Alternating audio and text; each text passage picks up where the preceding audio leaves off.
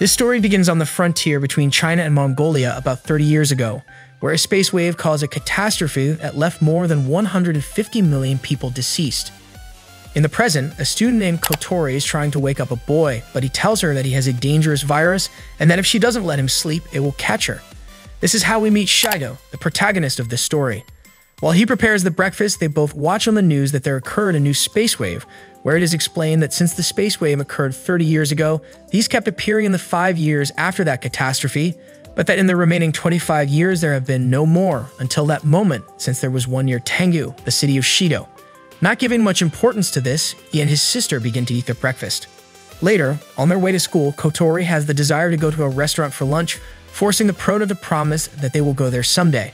As they talk, a group of girls watch them as they notice the strange relationship between Shidou and his sister. At that, Tanamachi, the protagonist's friend, who is bisexual, appears and tells his friend that he is involved in a dating game.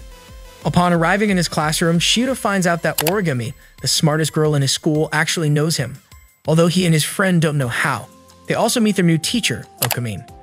A little time after the class begins, a siren is heard which warns that there is danger from a space wave, causing the whole city to evacuate to safe places, but the protagonist is more worried about his sister, since she doesn't answer her phone. He tries to convince himself that it's only because there are too many people in the refuge, but upon checking to be sure, he realizes that his sister is at the restaurant he promised to go to. For this reason, the prota runs out into the city to look for her, and at that, the space wave arrives and causes a huge explosion.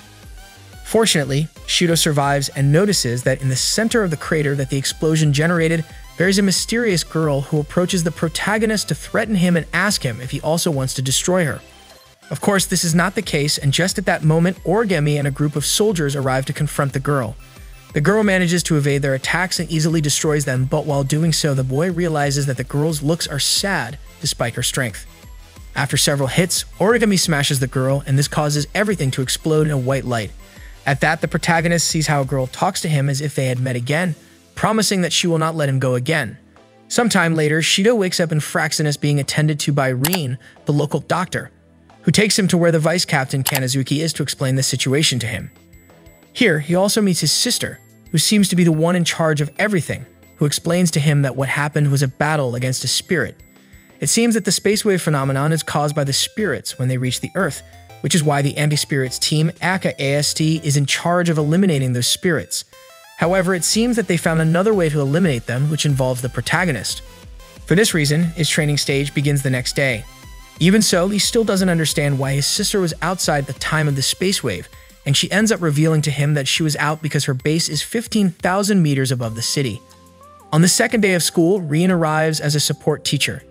After introducing herself, she takes Shidou to her sister to introduce him to his role in the fight against the spirits, showing him a dating game. Basically, his fight against the spirits consists of falling in love with the spirits so he can avoid fighting with them. On the other hand, Origami asks him to not reveal anything about what happened, showing a strong anger towards the spirits, since 5 years ago his parents died because of them. Sometime later, Shidou finds himself finishing up completing a route in his new dating game, specifically his sister's route.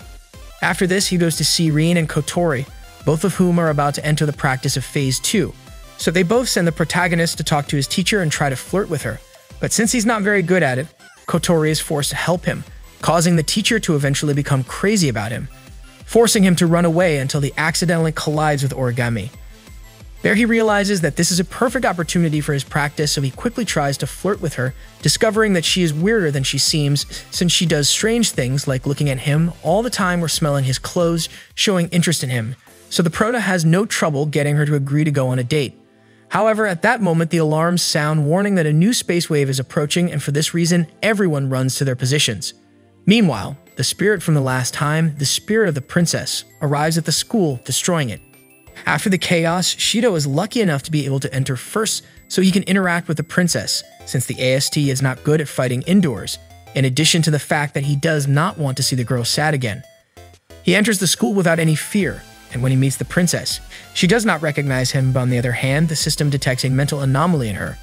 Due to this, Kotori and the group hurry to decide the boy's next answer, but as soon as the protagonist responds, the princess shoots him, forcing him to say his name, but she still can't remember him, and that's why he introduces himself. In this way, the conversation starts again, where he and Kotori do their best to seduce her, but they are very bad at it, so much that it seemed like they were mocking her. For this reason, Shidou gives up trying to seduce her, while he does his best to convince her that he is not her enemy because he didn't want to see her sad again. Because of this, he promises her that he will accept her just the way she is, causing the princess to lower her guard and become emotional, accepting the boy to be her couple. Then they start discussing what will be her name, deciding that from now on, she will be known as Toka. But at the moment of deciding it, both are attacked by the AST, and because of this, she asks him to leave before he gets hurt. However, the protagonist refuses to do it, so he stays with her. At that moment, Shidou learns that the spirit doesn't know that she is really a spirit, and that one day she just jumped from the past to the future, meeting the AST, who immediately tried to kill her. And if that wasn't enough, all her memories are blurred. Suddenly, without warning, Kotori and the others in Fraxinus order him to take the offensive and ask her to go on a date, leaving him without any choice. As soon as he does that, Origami flies towards them thinking that Shidou is a hostage, so she confronts Toka, who easily knocks her off, leaving her injured badly. The next day, the protagonist visits the destroyed school, meeting Toka, who was waiting for him for their date, changing her outfit for one of the schoolgirl. Later on, they pass by a bakery, where Toka is amazed by the soy breads, so Shidou buys one for her. She mistakenly thinks that this is a date, but quickly understands that this is not the case, so they decide to walk around the city. Suddenly, while they walk, Toka thinks it's all part of a group attack, so she starts preparing her lethal beam until the protagonist stops her. At that, she can see how a boy is congratulated by his mother for throwing garbage, so she decides to imitate him to receive the same treatment from Shidou. While on the other hand, Origami is following them from the shadows.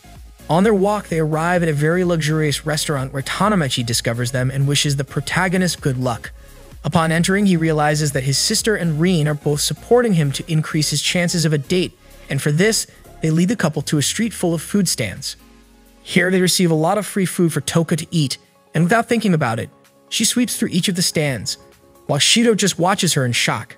This makes the girl think that, although he is having a good time, he is not enjoying it, but the reality is that he is just a little tense, so to calm him down, she takes him by the hand down the street. At one of the stands, they both get passes to go to an attraction that was prepared by his sister, which would help reinforce the relationship between them, but since the protagonist knows what the attraction is about, he decides to get the girl out of there as fast as he can. At the same time, Origami is preparing together with the AST to attack the princess. Back with the protagonist, due to the fact that it starts to rain, he takes Toka to a place where there are several arcade games, where immediately they go to one of the mechanical claws and try to take out a plush that has the shape of a bread. As Toka can't do it alone, the protagonist helps her, rejoicing when they get one. When the rain stops, they both go park to watch the sunset, where the girl admits that she had a lot of fun on the date, finally realizing why the AST always attacks her when she appears. And the reason is that both she and the other spirits are the ones who cause the space waves. For this reason, she believes that she should not appear again, but upon hearing this, Shidou lets her know that this is not the case, and that no matter what happens, he will be along with her to accompany and take care of her. Meanwhile, Origami and the rest of her group are monitoring the area. The protagonist tells Toka that she can stay in the world without any problems. However, at that moment, Origami shoots at her, but the boy manages to realize in time, pushing Toka out of the way and taking the bullet in her place. This causes the girl to lose all hope of living in that world, becoming very angry and returning to her form as a spirit. With her great power, she begins to wield her sword, destroying the nearby areas and pointing it at Origami, who is in shock for having shot Shidou. At the same time, Kotori is not worried about her brother as he seems to have survived the shot. Just when Toka is about to kill Origami, the Proto flies out at her to stop her, relieved to see that he is alive. However, the problem is that she has lost the control of her sword, and in order to solve it, they both kiss, finally getting the sword and all of Toka's clothes to disappear, so that later, she asks the protagonist for one more date. Sometime after this incident, we see Shidou heading to his school on a rainy day. On his way, he finds a girl with the appearance of a little girl jumping in the water puddles of a temple, who gets scared when she sees the protagonist and asks him not to hurt her. Shortly after, we see him already at school, and we see that Toka is trying to give him cookies, and at that, Origami appears to apologize to her, catching everyone's attention. But they were more surprised when she gives him some cookies baked by herself. This generates a small fight between these two to see who does the protagonist prefer more. After leaving school, Shidou walks by the same temple as before, but this time without giving it much importance. At home, while he tries to take a shower, he finds that Toka now lives in his house. It is at that moment that Kotori and Rin explain to the Proto that this is because, although he sealed the girl's power with a kiss, if she had an emotional breakdown, then she could get her powers back. That is why they decide to leave her with him. since she is more calm in his presence. They also tell him that she is not the only free spirit in the world. Despite this, Shidou is only worried about the fact that Toka is living in his own house, but he knows that she would be very angry if she finds out that this bothers him, so he chooses to keep silent.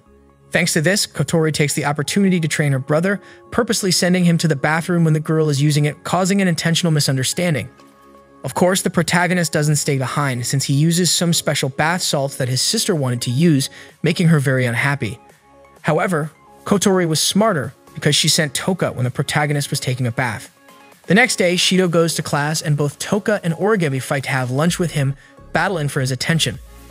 At that moment, a space wave alarm sounds, and as Toka is not different from a human since she has her powers sealed, she evacuates from the place along with the students, while Rin and Shidou leave to deal with the coming wave. Upon arriving at the place where his sister is, the protagonist learns that although the space wave was weak, they encounter a spirit to which the people of the AST assign it the name of Hermit. However, it turns out that he knows this spirit because is the same girl he met in the temple earlier. Seeing how the AST attacks this girl who is just trying to run away, the protagonist doesn't think twice and asks his sister to help him to rescue her. This is why they don't take too long to send him to the Hermit's position, noticing that she communicates through a plush, introducing herself as Yoshino. However, they wonder if she is talking or it is the plush. That's why the girl's mood declines, and to alleviate the atmosphere, the protagonist invites her out on a date. On the other hand, Toka is extremely worried about what is going on outside the refuge, so she decides to search for Shidou. At the same time, Shidou is playing with the girl, but she inadvertently bumps into him and ends up kissing him. This is seen by Toka, who manages to arrive at the scene just at the moment of the kiss. Although the protagonist tries to clarify the situation, Yoshino starts talking arrogantly, presuming that the protagonist prefers her more than Toka, causing Toka to get upset and grab the doll away from her. The boy again tries to calm her down, but at that moment, since Yoshino doesn't have her plush, she gets scared and summons an angel, with which she runs away, causing a huge destruction. Back with Toka, she is upset about what happened, worried to know if she is still Shidou's favorite. After this, Toka gets really angry with the protagonist, refusing to see him, and since she can't understand the reason for this feeling, she visits Rin to ask her about her situation, and she instantly discovers that it's all about Shidou. Meanwhile, the protagonist meets the Hermit again, who's looking for her plush. It is then that he reveals that her real name is Yoshino, and that Yoshinan is the name of her plush, as well as being her other personality, born as a result of her loneliness. At the same time, Toka explains to Rin that although she has no power over Shidou's decisions, it bothers her that he kisses others, or that he prefers others over her. Rin, on the other hand, clarifies to her that this is not the case, since he previously defended her from the attacks of the AST. Back with Shidou, he notices that the girl is hungry, so he decides to invite her to his house. Here, she explains to him that the plush is very important to her, because he is her hero and symbolizes everything she wants to be, because as she is weak and cowardly, she always runs away from those who try to hurt her, but she doesn't want to do the same to them. However, she was crazy when she's alone and scared and without her plush. Hearing this, the boy is frustrated and upset to see that the girl had to suffer a lot alone, which is why she had to depend on Yoshinan to be okay. This is why the Prota tells her that he will help her to find her plush, and that from now on, he will be her hero. This relieves the girl, but just at that moment, Toka appears, and when she sees them, she gets upset again, causing Yoshino to disappear. On the other hand, Kotori tells the protagonist that they found the plush, but it is in Origami's house. When he arrives there, she is waiting for him in a maid's dress, forcing him to call her by her first name instead of her last name, and to be close to her as he is with Toka. Then she goes to the shower, giving the boy a chance to look for the plush. After he finds it, the girl comes out of the shower, and that's when she starts asking him about what happened with Toka and how he was able to survive the shooting. Shidou just asks her why she doesn't leave Yoshino alone, and at that moment he receives a notice of a mission because Yoshino appeared again, and because of this, the whole AST is mobilized, and when she is shot several times, she invokes her destructive angel. Meanwhile, the boy tries to call her, but instead he attracts the attention of the angel, who attacks him with a powerful shot. Before reaching him, Sandalphon, Toka's sword arrives to apologize to the protagonist for her outbursts. He takes the opportunity to explain to her the situation about the girl, asking for her help to save her. At that moment, Toka understands everything, realizing that he never cared about Yoshino, but simply wanted to save her. This is why, using his sword, she goes out to distract the AST, giving Shidou the time to approach the snowstorm that Yoshino had created, but his sister warns him that if he enters, the spiritual power inside him will not be able to help him. Still, Shidou enters into the snowstorm, finding the girl to give him his plush and then kissing her to seal his powers, and this causes the snowstorm to suddenly stop. Soon after, the protagonist sees that they build a home for the spirits, where he meets Yoshino again, hoping to see the protagonist soon. After a while, we see how the ASD captain is attacking a strange thing, wondering how they reached that point. To understand it, we have to go back to the moment when the girls ask the protagonist for his permission to go to a thermal bath, for which Kotori suggests going to Gakuraku, giving the command to Kanazuki. But since he has the desire to spy them while they are without clothes in the thermal bath, Kotori sends him to dig holes for a week as a sanction for being a... The ASD captain, on the other hand, receives the horrible news that the annual thermal baths tour was cancelled due to the problems they've been having with the spirits, making her angrier than ever. But on the other hand, the good news is that they can go to Gakuraku instead. However, Origami is not very happy, seeing it as a waste of time until Shidou calls her. And there she finds out that she will be going to the thermal baths with the girls. During the trip, the protagonist pampers Yoshino a lot, which makes Toka jealous and kicks the floor of the car, creating a hole in the street. At the same time, the ASD group is traveling on the organization's train, with the captain being more ready for the thermal baths than for driving, and to their bad luck, they suddenly collide with a wrecked Toka made on the surface, being forced to walk. While Shidou consoles Toka for what happened, the ASD goes to the surface, and since Kotori is gone and Kanazuki is under punishment, the 5 most important members take command, ordering all their units to prevent the AST and the protagonist group to meet, blocking the way at every step. This does not stop Origami, since she uses her abilities to see the path well and guide them. On the other hand, the Proto meets Kotori and invites her to the thermal baths, but to her bad luck, she receives an alert from her companions, so she sends him to go ahead of them. The members of the organization inform her about their problem with AST, and she agrees that they must stop them at all costs to avoid generating more problems than there are already. However, the captain doesn't give up, and tired of having one obstacle after another appearing, she begins to destroy them all, accidentally causing a to deviate towards Shidou and her friends, causing Yoshino's plush to get lost, so she starts to cry. Although the protagonist would clearly go in search of the aforementioned plush. Back with the ASD members, they are falling for each of Kotori's traps and weapons, but the captain destroys them without any problems. Due to this, the captain finally gets tired of the pressure of the job, so she orders her teammates to shoot everywhere, destroying everything in their path.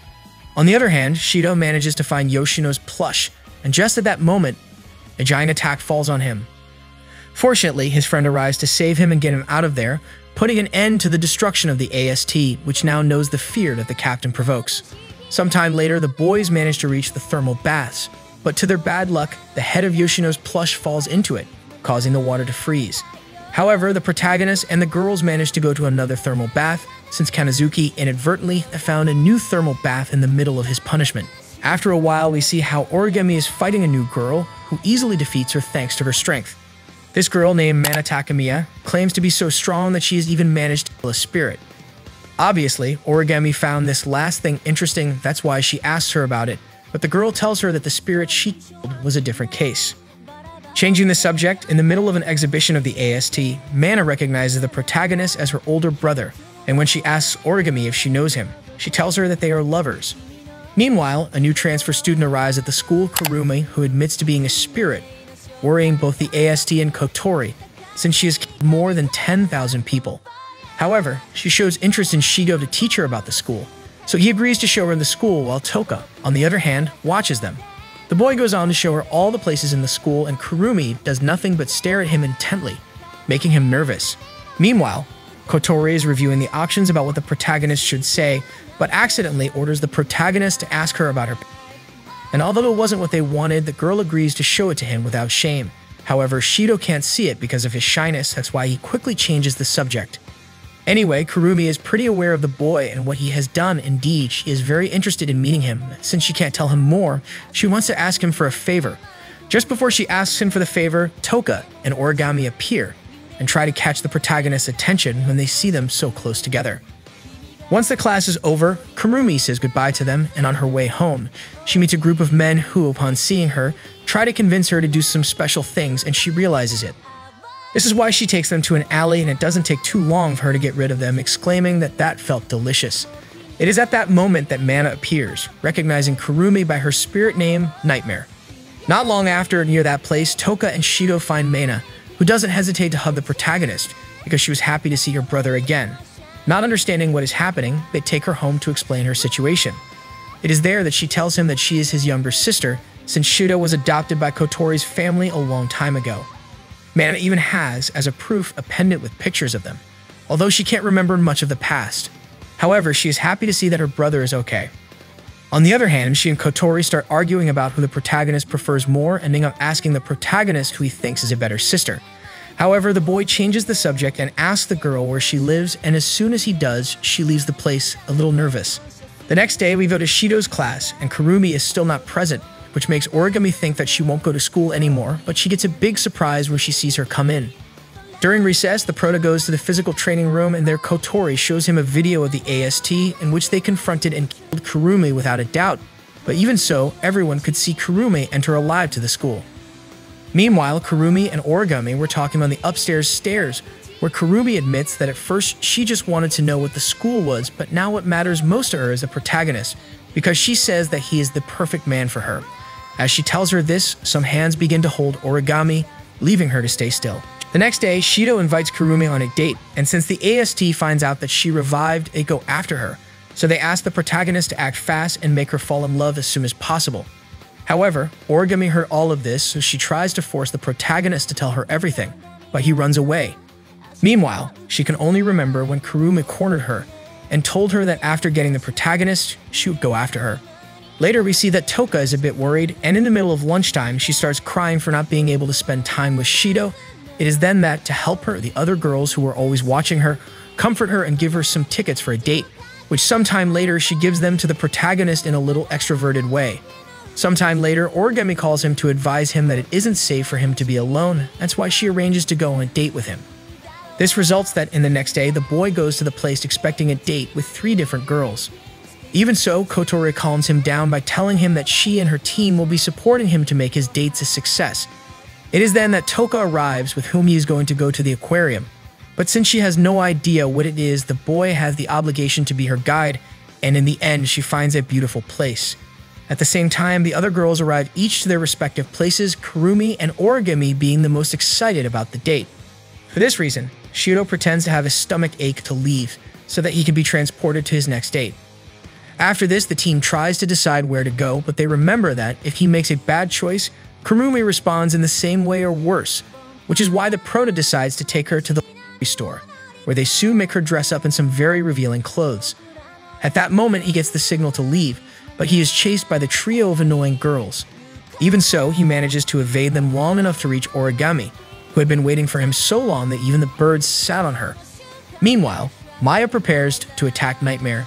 She invites him to watch a movie, but as it's late, she takes him to a restaurant, and without waiting a single second, she asks him to live with her, but at that moment, he sees Toka outside the restaurant, so using the same excuse of the bathroom, he goes out to retake his date with her. In this way, he starts juggling between all his dates, hardly being able to handle each one of them and having to go back and forth. And with this, he manages to leave his date with Kurumi, who stays to wait for him on a bench, sighing at how imprudent Shidou is. At that, she sees some guy kitten, so she decides to join them, although she wants to try with a different target, obscuring the cameras where Kotori was watching her. Meanwhile, Origami and Toka meet and both reveal to be on a date with a protagonist. At first, neither of them understands anything, but a few seconds later, one of them understands that the boy is in danger, so she runs out to look for him. At the same time, he starts looking for Kurumi, but to his bad luck, he encounters a rather disturbing scene, arriving in time to see how Kurumi hit the boy in the abdominal area. Seeing this, the prota tries to run away, but Kurumi catches him, and when she's about to kiss him, Mana appears to save him. Mana, without doubts, Kurumi in front of Shidou's eyes, and Shidou feels disturbed by what Mana has just done. It is then that she explains to the protagonist that Kurumi is a special spirit, because no matter how many times she destroys her, she will always return to life, and since Mana is in charge of killing her, she has ended up becoming familiar with always defeating her. Mana then pushes him away from the place, and in doing so, she manages to see Shidou's earphone, through which the AST members were communicating with him. Later, the protagonist meets Origami and Toka, and they both want to be with him. But he remembers what happened with Kurumi, so he ends up leaving the place. Shortly after, the prota goes with Toka, and Toka is determined to help him feel better, since she knows all about the issue with Kurumi, and that's why she wants to help him. So she takes him to a restaurant and buy all the food she can for him. At that, Shidou remembers that it was thanks to him that Toka was saved, This is why, the next day, he meets Kurumi and promises her that he will save her, which leaves her surprised. This is why she will put Shidou's truthfulness under test, becoming his spirit form. On the other hand, Kotori and Mana meet, where Mana accuses Kotori of having done so many illegal things to the spirits, so she's ready to finish with her company, but in that, she finds out that Ratatosker, Kotori's company, is the one who gives support to the AST, and as a consequence of this, she can't tell them anything. Returning with the protagonist, he receives a call from Rin, who from now on will be his consultant instead of Kotori. At that moment, Kurumi's angel, Zafgil, takes effect and everyone, except for Shidou and the spirits, falls down fainting.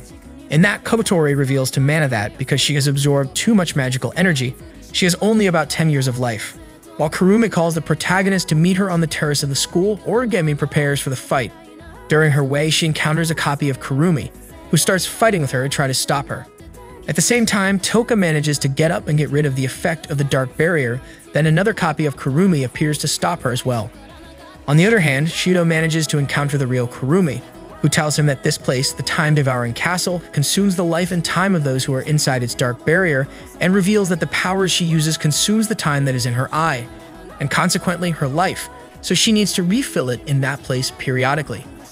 She then threatens the boy to eat him if he doesn't stay with her, and then if he doesn't back out of saving her, she will cause a space wave to fall on the city. However, he doesn't listen to her, because he knows she is really interested in him, and to prove it, he decides to jump off the terrace, being rescued by her, showing that she really cares about him. For that reason, she breaks down the barrier, because Shidou asks her to try to be a little more empathetic so they can finally understand each other. When Kurumi is about to take his hand, a copy of her appears to kill her and stop the protagonist. At that, Mana also appears to kill Kurumi once again, but Kurumi shoots herself and heals her injuries so she can use all her powers and enjoy her fight with Mana. Suddenly, the other girls arrive to help, but Kurumi shows off her powers to summon copies of herself, summoning all the versions of herself throughout her story, and that's when she has them in a corner. When she is about to launch a new space wave, a new spirit stops her, and this turns out to be Kotori, ready to start her own date. This is how Kotori joins the battle, which makes Kurumi very frustrated and starts shooting at her with everything she has. Kurumi uses her time-stopping power to freeze Kotori and proceeds to get close enough to shoot her in the head, finishing her off. However, to everyone's surprise, Kotori manages to regenerate, getting up to fight one more time. Despite this, Kurumi doesn't give up either, so she uses her copies and her time reversal power to heal herself, which puts Kotori in a difficult situation. Even so, she manages to survive long enough to point her weapon at Kurumi and charge a powerful fire attack that leaves her on the ground defeated. Kotori feels pleasure seeing this, so she prepares to charge another attack to get rid of her once and for all. But at that moment, Shidou decides to jump on the scene to try to protect Kurumi, receiving the shot in her place. Upon receiving the attack, he remembers the past he had with Kotori. Sometime later, he wakes up in the infirmary, where Yoshino, Toka, and Rin were accompanying him. The boy immediately asks about what happened after he received Kotori's attack, so Rin explains that he and the others were fine, including Origami and Mana, although they are both in the hospital. But Kurumi managed to escape. Meanwhile, Kotori is locked in another room, so the protagonist quickly goes there. Arriving at Kotori's place, they talk as if nothing had happened, but the boy quickly goes directly to the point, asking her if she is a spirit. She tells him that she considers herself as a human, since she was born as a human in the Itsuka family, although she also tells him that she received spirit powers about 5 years ago. This is remembered by the protagonist from a dream he had some time ago, where she unintentionally hurts him using her powers. Kotori has no memory of this, but she knows what happened and believes that her spirit may have been released after using her powers. After clarifying the issue, the girl explains to him that she has no memories of this, but she knows that something happened, but she doesn't know what exactly happened. In addition, she doesn't think she needs the prota's help, since she knows that he was the one who sealed her just like the others, since he has the power to seal the spirit's powers. For this reason, Ratatosker chose him to interact with them and thus be able to seal him without fighting. However, they still have another problem, and that is that after Kotori recovered her powers, she changed a lot, becoming more and destructive, which makes her afraid of herself. For this reason, they decide to seal her powers again, and in order to do it, Shidou must go on a date with her and subsequently kiss her. However, at that moment, Kotori starts to feel sick, so Rin explains to her that she can only keep her power under control for 2 more days, and if that time passes, she will never be the same again. Later, the protagonist goes to visit the girls in the hospital, finding Origami. She immediately starts with her tactics towards the protagonist, forcing him to carry her to his room so she can take advantage and touch him in every possible way. After finishing, she asks him about what happened after the fight with Kurumi, since she was interested in knowing about the fire spirit, due to the fact that 5 years ago, a spirit set her neighborhood on fire and burned her parents in front of her eyes. For this reason, she joined the AST, and she has been preparing for the day to kill the fire spirit, called Ifrit. After hearing this, Shio can't stop thinking that his little sister could have been responsible for many terrible things, and because of this, he knows that he is the only one capable of saving her, so he is determined to do it. Meanwhile, Origami is visited by her captain, who informs her that they will have a new team when she returns. On the protagonist's side, he suggests that for the date with Kotori, they both go to a water park, which is why Rin decides that before doing it, they should carry out a test, where Shidou is forced to go with Toka and Yoshino to buy swimsuits, since he doesn't lose anything by distracting himself with the other girls during his date with Kotori. However, at that moment, Origami arrives with them since she also wants to get herself a swimsuit. In addition, she wants to ask Toka about the fire spirit, but Toka is so dumb to tell her anything useful. After this, Origami focuses a lot of attention on the protagonist, so she asks him to help her choose a swimsuit. He accepts, and this generates a competition between her and Toka, in which the one who manages to excite the boy the most will win the right to go on a date with him. In this way, the first one to show her swimsuit is Toka, showing a white one that highlights her beauty. On the other hand, Origami gives it her all, as she puts on a tight black swimsuit, to which the other one responds with a purple one, much more revealing than Origami's. But she mocks her, because she has put on a swimsuit under a shirt, with which she forces the prota to touch her, thus revealing what is under her shirt. When they are about to continue competing, Yoshino asks for help, since she cannot put on the suit with only one hand, and seeing her so sweet and vulnerable, the protagonist decides that she is the winner. Upon returning to the Ratatoskr base, the protagonist is worried about Kotori, because he keeps thinking about the incident that happened some time ago. That's why Kanazuki decides to show him the recordings of that day. It is there that the boy sees everything, and not only does he see Kotori, but he also sees a distorted person next to her. He tries to remember that person, but when he tries, he faints. The next day, Shidou is ready for his date, despite the bad time he had with the recording.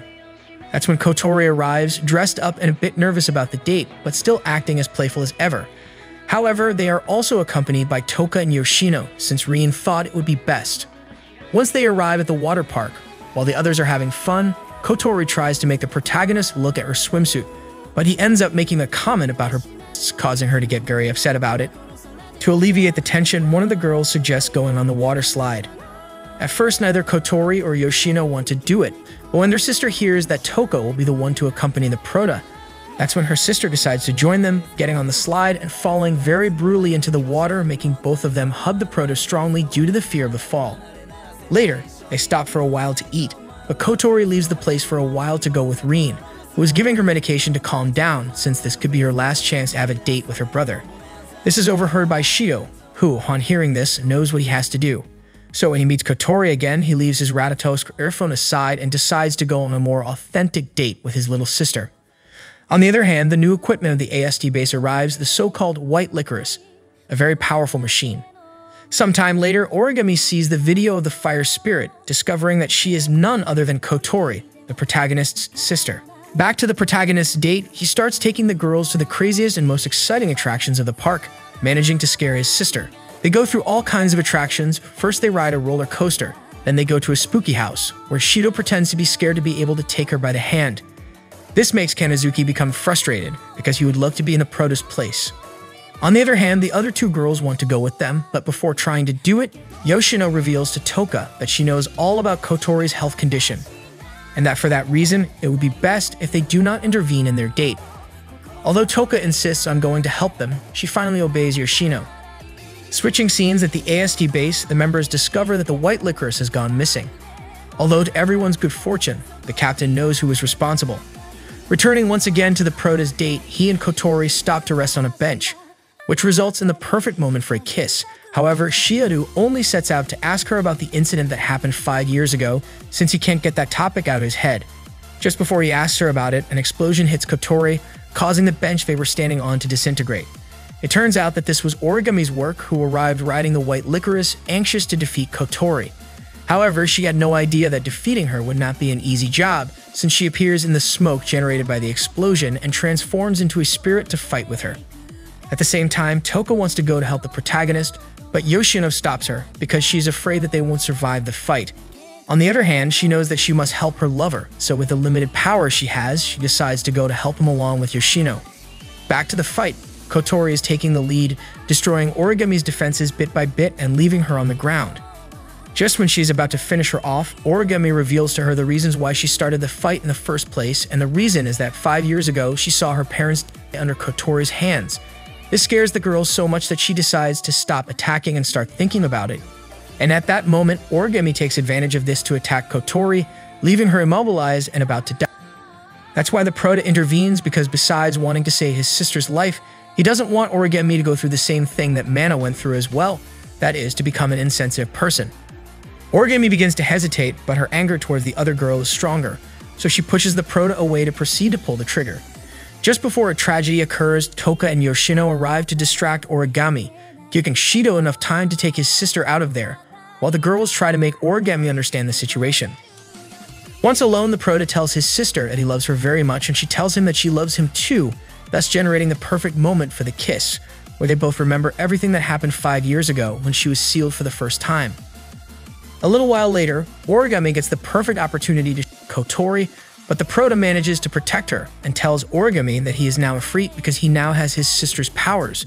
For this reason, she now cannot kill her since she is no longer a spirit, and in addition to this, Kotori tells her that in reality, someone else was responsible for the death of her parents, and that if she wants, she can help her find that person. The girl ignores everything she just said and sets out to try to attack her, but before she can do her any damage, she faints due to exhaustion from using the white licorice for a long time. Sometime later, we see that while Kurumi prepares for her next attack, Origami is in recovery and Toka has a little meeting with the protagonist, where she asks him to give her a kiss, but Yoshino arrives just in time to interrupt them. Sometime later, we see the protagonist having a date with Origami, where he tries everything to make her to pay attention to him, including revealing that he loved her mother in a bizarre way to being a lowly fan, and to make things worse, he reveals to her that he has had 10 different girlfriends. However, none of this seems to matter to Origami. To understand what is going on with her, we must go back to the previous day in class. The Prota was talking with Toka, who was excited about her new phone, and in the middle of that, Origami showed up to ask him for a date, to which he quickly calls his sister for tips, since he doesn't want to break Origami's heart, to which she suggests that he should make himself be hated by Origami. In this way, on the day of the date, he goes with the worst possible clothes and with an ad that is made to give them the worst date. When he arrives with Origami, the first thing he asks her to do is to change her clothes and put on a bathing suit, along with dog ears and tail, to which she does without any hesitation. Despite this, Kotori's eye wants to go for more, which is why he tries to make Origami lose her composure, ordering her to put herself on all fours like a dog and start to bark. But again, Origami obeys him and takes off the Prota's belt and puts it around her neck as if it were a dog leash, while on the other hand, the Prota can't stand to see her lose her dignity. Then they go to a restaurant to try something different. At that, the Prota tries to bother her again, prohibiting her to go to the bathroom, so she's forced to urinate right there. That's why the Prota jumps to try to stop her. But doing this, he stumbles and grabs her by the skirt, managing to take it off and leave her in underwear in front of the look of many people. Leaving the restaurant, Shidou discusses with Kotori about the options he should choose about his date with Origami, deciding that the best thing to do would be to fall in love with her and then break up with her. Changing scenes, Toka was shopping, but for a moment, she decided to use her phone and search for the protagonist and her contacts so she could talk to him for a while. On the Prota's side, he practices his breakup with Origami, not realizing that he was on a call with Toka, who heard every single one of the Prota's words, interpreting that the breakup was for her. Because of this, she gets upset, generating a huge destruction, forcing the Prota to go to see her. When he arrives, he makes it clear to her that the things he said were not meant for her, and that he will always love her, thus making her feel better and relieved. Just when Shidou is about to caress her head as a sign of affection, Origami arrives to interpose herself, since she believes that what he said was meant for her, then causing the two girls to fight again. Because of this, Shidou takes Toka to the arcade games, where she ends up destroying one of the machines due to his anger. Later at school, the fight between the girls continues, since neither of them is willing to let the protagonist go, and he, in order to relieve all the accumulated stress, decides to take Toka to the games again. There, she endlessly each of her rivals in the game, imagining them as Origami. And although her animus managed to improve, her mental state remains unbalanced. That is why the protagonist takes her to a photo booth, although she gets very nervous since it was her first time taking photos, so she decides to throw the protagonist out of the booth and proceeds to take her a photo and when she leaves, she gives it to the protagonist in a nervous way, saying that he should see it in private. Later, we see Origami playing on a mechanical claw, which ends up losing all her money, leaving the way for the boys to pull out one of the keychains, since it was in an inaccessible position. Once they finish her date, Toka tries to give the keychain to the protagonist because she doesn't want him to hate her, because according to Origami, humans cannot relate to spirits that destroy the world. However, Shidou clarifies that this is not true, since he would never go out with someone he doesn't really like, putting her in a good mood, thus keeping the keychain. The next day, while everyone sees Toka's feeling good, the prota, by accident, drops the photo that Toka took in the photo booth, and upon seeing it, everyone was surprised. Since the photo that had been taken was of her being in her underwear, that occurs because Rin was the one who advised her to do that.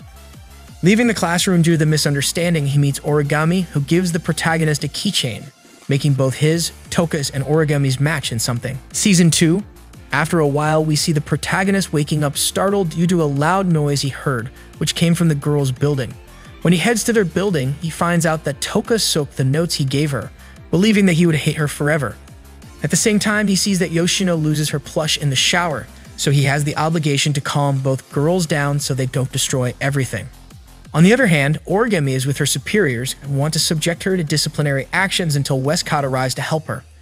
Back with the protagonist, after receiving instructions from his sister on how to take care of the girls, he receives a message from Origami asking to meet at that moment. Once Shidou leaves, the girls stay and watch their favorite drama series. When he meets Origami, they decide to go to a more private place to talk more calmly, so they head to a public restroom. It is then that she tells him what happened to her last month and how she received a 2-month suspension from school. She also mentions that she is still not convinced about Kotori, since the protagonist has not shown her any proof that she is no longer Ifrit. Nevertheless, she decides to believe him. While she accepts this, she still has one last question. That is if he is still a human. Meanwhile, Toka finds the suitcase the protagonist was preparing for his school trip. This makes her think about the drama series she watched, believing that Shidou is going to leave her, causing her to become desperate and go out to look for him. In response to Origami, the boy confirms that yes, he is still human despite surviving mortal injuries supernaturally many times. This time, she believes him. After their conversation, they both leave the bathroom and come across Toka, who becomes extremely upset and her mood becomes chaotic. Shidou rushes to her to try to calm her down and receives help from Kotori, who reminds him that to calm the girl's anxiety, he needs to have a date with her. For this reason, he suggests going to buy whatever she likes. Although she resists at first, she eventually agrees to let him buy her some soy bread. However, when they arrive at the bakery, the saleswoman tells them that the soy breads are sold out, and we see that the responsible for this was Kanazuki, since he bought all the bread from every bakery in the city. But eventually, they manage to get a bag of soy breads just for her. This greatly improves Toka's mood and mental state, keeping the protagonist and the others out of danger. When they arrive home, the protagonist prepares his things for the school trip and remembers that Origami asked him to buy drinks for the trip. After this, he leaves and Toka once again thinks that the boy has deceived her and left Origami as his lover, so she goes out to look for him again. Meanwhile, the protagonist meets Origami once again, but they are seen by Toka, who believes that they are going to run away together. She takes the boy's suitcase with her, and her mental state becomes more and more unstable. In addition to this, her powers return to her. Shidou goes to the place where they had their first date and finds that she doesn't want to let him go. She is even willing to threaten him if necessary. However, the protagonist explains that the suitcase is not for running away, and it doesn't mean that they can't live together anymore, it's for the school trip, said him. This manages to calm Toka down, but since she has accumulated so much power, she needs to seal her powers or else she could harm the entire city, including herself. That's why Shidou slowly approaches her, determined to save her just like the first time, and successfully kisses her, sealing her powers one more time. At the same time, Westcott has received a signal from Toka after her 3-month disappearance, and intrigued by the kind of life she has had, he assigns Ellen, the greatest magician in history, to investigate her.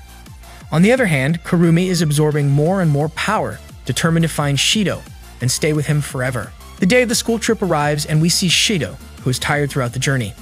This is because a few days earlier at school, Toka was willing to turn into a boy just to share a room with the protagonist.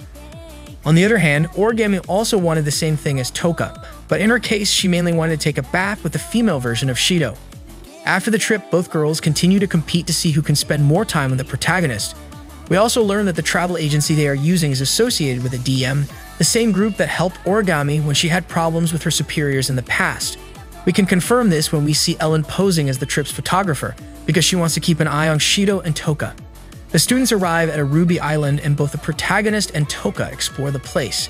However, she can't stop thinking that someone is following her, so she runs away, prompting the protagonist to chase after her.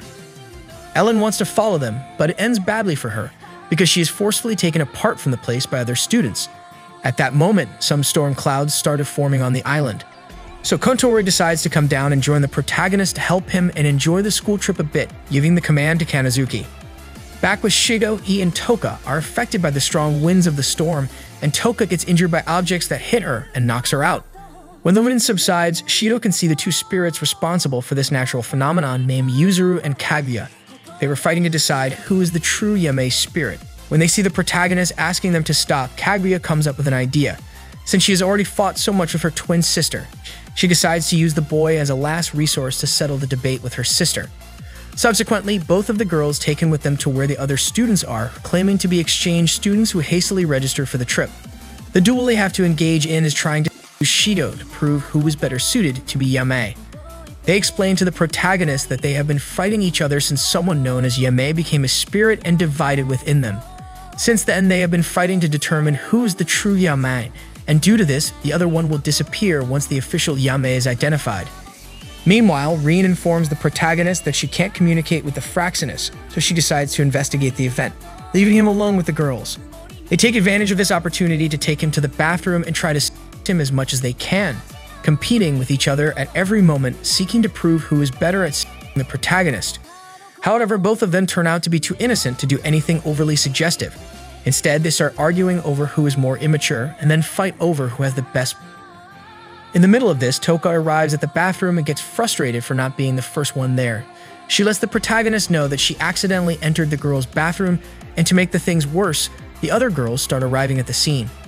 Knowing it wasn't her fault, Toka decides to help the protagonist escape before anyone sees him. But in her attempt, she accidentally pushes the boy and he falls into the sea. At night, he goes to Rin to ask for help with the girls. On the other hand, it is seen that Ellen has taken many photographs of the girls on the school trip, and she asks her superior to put the Bandersnatches on hold for now. After this, we see the fight between Yuzuru and Kaguya continue after they enter Shidou's room, attempting to seduce him with more aggressive tactics, such as undressing in front of him and rubbing against his body. Meanwhile, Origami and Toka are arguing in the hallway about who will go to Shidou's room. The girls in her class suggest that they settle it with a pillow fight. Meanwhile, the protagonist escapes from the twins who are hitting him, accidentally knocking out his teacher in the process while he is. The next day, Shidou receives a message from Rin, who has given transmitters to the twins, this to make them believe that they are receiving help from her, allowing them to control them to a certain extent and eventually seal their powers. However, this worries the protagonist since that will mean that one of them will disappear forever. The date begins and the girls arrive with Shidou, asking him to apply sunscreen on them.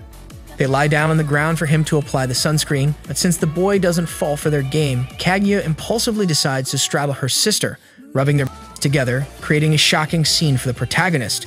Yuzuru then switches positions, getting on top of her sister, and Shidou applies sunscreen on her.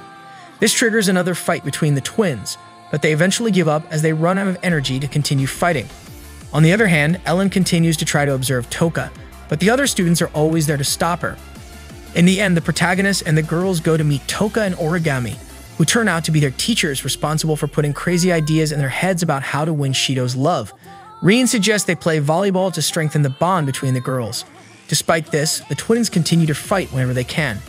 Since Toka and Origami are winning, the twins decide to join forces to make a comeback and take the lead, demonstrating how well they get along, at least for a moment. At the end of the game, Kaguya and Yuzuru approach Shidou and ask him to choose the other one. They want the other girl to win because they love each other too much to fight each other again. They even say they are willing to erase everyone on the island to save the girl Shidou doesn't choose. Of course, Shidou ponders this until the night, and then he meets Toka, who invites him to watch the stars on the beach. When they arrive, Toka tells Shidou that she just wanted to talk to him because she sees him too tense. That's why the protagonist tells Toka about what happened with the twins. Meanwhile, Origami encounters a strange being that attacks her and Rin. Returning with the protagonist, Toka understands the whole situation, but before she can advise him, the twins appear and upon hearing what the other wants, they waste no time preparing to fight. Meanwhile, the DM manages to have visual contact with the Fraxinus, so they order their soldiers to go after it. We see the Fraxinus being attacked by the DM, and since Kanazuki is unwilling to take action, a high-ranking person calls Kotori for help. However, she does nothing because she knows Kanazuki is capable of taking the lead. After that, Kanazuki starts giving orders to his teammates to create shields in specific formations, effectively avoiding a significant amount of damage. Meanwhile, on the ground, the twins continue fighting each other, but they are not alone. Toka has become aware of Ellen's presence and also the Bandersnatches. While the protagonist tries to calm the situation, Toka unsheaths her sword, fully aware of how dangerous Ellen is. Ellen takes out her weapons and prepares to confront Toka. Although Toka puts up a fight, her sword eventually breaks, disappointing Ellen, who prepares to take her away. However, the protagonist doesn't want to be useless again, so out of nowhere, he summons Toka's sword, ready to fight against Ellen. At the same time, the captain of the DM ship can't believe they are being defeated. He orders his people to destroy the Fraxinus shield at all costs, which pleases Kanazuki, who has already devised a plan in case this happens. Returning to the protagonist and Ellen, she sends the Bandersnatches to capture him. But just before they do, the Bandersnatches collapse because Kanazuki's attack disabled their systems, giving the boy and Toka the perfect opportunity to escape. While Ellen tries to capture them, she falls into a hole dug by the girls from the class, and she faints after the impact of the fall. Back with the protagonist, he reaches where the twins are, trying desperately to get their attention with his sword, but it doesn't work. While the protagonist continues frantically trying to get the twins' attention, Toka tells him to stop and calm down, and then the sword disappears. She explains to him that his desire triggered the summoning of Sandalphon, so if he wants it like before, he can activate the sword whenever he wants. With this in mind, Shidou summons the sword again and wings it in the air, cutting through the sky and finally grabbing the attention of the girls. They ask him not to interfere in their fight. However, the protagonist ignores them because he doesn't want either of them to disappear. He tells them that there is another option. Both of them renounce their powers to live together. At first, they are puzzled because a human cannot help them in that regard, but he asks them to please believe in him. At that moment, the Sandalphon sword disappears, causing the protagonist to faint. The girls contemplate what he said and realize that despite always fighting, they love and care deeply for each other. So they stop the fight and are willing to listen to Shidou, accepting his proposal after discussing their feelings. However, at that moment, the DM ship falls towards them, interrupting that adorable moment. But just before it reaches them, they join their weapons, creating a bow that destroys the ship. The next day, we see Origami wakes up with Rin, frustrated by not being able to do much in the battle and wishing to become stronger. On the other hand, Shidou receives gratitude from the twins, who kiss him, causing both of them to lose their clothes. Changing the scene, we see Ellen, who confirms to her superior that Toka is the princess they were looking for. She also asks him if it's possible for a human to possess the powers of a spirit. Days later, we see Origami finally returning from her school suspension. Just at that moment, her captain arrives to complain because a special group from the DM will help them with their problems since they haven't been able to do anything against the spirits for a while. After that, the group arrives with Jessica as one of its members, mocking their failures. Meanwhile, the protagonist is nominated to be a leader of the festival, which means he has a lot of work ahead. Sometime later, Toka is at home feeling very hungry while the protagonist went shopping with Yoshino. However, at that moment, the spatial alarms activate and the protagonist is immediately sent to the source. Here, he encounters a singing spirit who becomes excited to know that someone came to see her. However, as soon as she sees him, regardless of what he says, she starts hating him more and even tries to kill him. This changes when the AST arrives and she starts fighting as if it were a game. Although the AST tries to stop her, she turns out to be too strong and Jessica notices Shidou's presence, so he is quickly taken to another location. Shortly after, the protagonist arrives with Kotori, who tells him that the spirit who attacked him was Maiku, a classmate who is a singer, but they know nothing about her, so they consider her the ghost, the spirit behind the incident from 5 years ago. However, there is something even worse, and that is that Maiku hates boys but loves girls. This is why the protagonist is forced to dress as a woman to get close to her and seal her. That's how he introduces himself to the girls in his class as Shiori, his cousin. Meanwhile, Origami can't stop taking pictures as she gets first-hand fan service. After that, he goes to meet Miku, doing his best to make her like him, but he still struggles to act like a girl. However, it's not too difficult for him to please her as he manages to strike up a conversation with Miku, asking to see her underwear, which pleases Maiku when she realizes she might have a new friend. They continue talking and the conversation flows until the protagonist ends up hurting himself and Miku gives him her handkerchief to cover the wound. Later, at his home with the girls, they express their desire to form a band and play music, but the protagonist is more focused on Miku. The next day, he goes to school to return the handkerchief, but is stopped by his fans until Miku herself arrives to invite him for tea. They have a long conversation and Miku admits that she likes him, so she asks him to transfer to her school. Shidou refuses to do so, and quickly Miku realizes that he is not normal since no human can refuse what she asks. Therefore, the protagonist decides to be honest, admitting that he is the one who seals the spirits and asks her to let him save her. However, she refuses because she likes being the way she is and even admits to being responsible for the last dimensional waves since she knows that even if she kills others, they adore her. The protagonist becomes furious and says that he hates her, and because of this, Miku proposes a game. If he defeats her in the school festival, she will let him seal her powers. Otherwise, she will take the powers of the spirits he has with him. Meanwhile, in the ASD, the captain complains to Jessica because Shiro is now on their search list. Sometime later, Mana wakes up from her fight against Kurumi, and mysterious men come to see her. On the other hand, the protagonist tells his classmates about what happened, and they agree to form a band. Toka is given the tambourine and Origami becomes the vocalist. Shortly after, Origami meets with her captain who informs her about Shidou's situation and how he has become a target for the ASD. The festival arrives and the protagonist and his friends set up a maid cafe with all the girls at his disposal, including the Berserker twins. The cafe opens, and while the protagonist hands out flyers at the entrance, he catches a glimpse of Kurumi, feeling worried. Then Miku arrives to see the cafe and orders all her friends to leave him alone. Afterward, she invites Shiori on a date, and they go to a ring toss game stall, where she tries to win a plush toy for herself. When she fails, she orders the stall owner to give her the prize. This greatly upsets the protagonist as he knows it's wrong and that she should earn things for herself. Therefore, now more than ever, he is determined to defeat her, and she gives him a chance to do so, ending the date. The time for the concert comes, and Miku is singing like a superstar. Unfortunately for her, her friends have decided not to participate as she used her powers to order them not to, and for that reason, Kotori decides that they will make their own rules and respond in the same way she did to defeat her. Meanwhile, she transforms into her spirit form in the middle of the concert and starts singing, captivating the entire audience with her voice and filling the protagonist with despair as they realize they have no chance of winning. However, the twins come to their aid as they have not been affected by Miku's power. At the same time, the DM has sent soldiers to destroy the spirits at the festival, with over 30 of them ready to fight. However, Origami is waiting for them with the white licorice, surprising Jessica as she realizes Origami can use it. She begins to stop and defeat as many soldiers as she can, putting Jessica in a difficult situation. Jessica desperately calls for reinforcements, but instead, the captain of the ASD informs her that due to superior orders, she cannot help. Kotori and Rin notice this, and Rin goes to see if she can handle them. On the other hand, the protagonist and his friends are preparing to go on stage, feeling uneasy about performing in front of a large audience. However, the twins are calm as they have practiced a lot with their instruments due to their duels, unlike Toka, who only knows how to play the tambourine. It's their turn, and when the protagonist tries to simulate singing, he discovers that someone sabotaged the system, and now they can't do playback as they had planned. He becomes nervous and speechless. That's when Toka steps up to sing, encouraging the protagonist to join her. They put on a great show in front of the crowd while Origami battles against Jessica and the DM. In the end, Origami starts reaching her limit, and just as the DEM reinforcements arrive, the tables are turned. After the concerts, while Origami is still fighting the DM, the voting takes place to determine the winning school. At first, it appears that Miku's school has won, so she approaches the protagonist to claim his powers. However, before she can do so, the final results are announced, and it turns out that Shidou is the winner because his maid cafe received more love from the audience. This frustrates Miku greatly, as she cannot accept that someone else has defeated her. The protagonist tries to make her see that she lost and offers her to join them, but Miku refuses.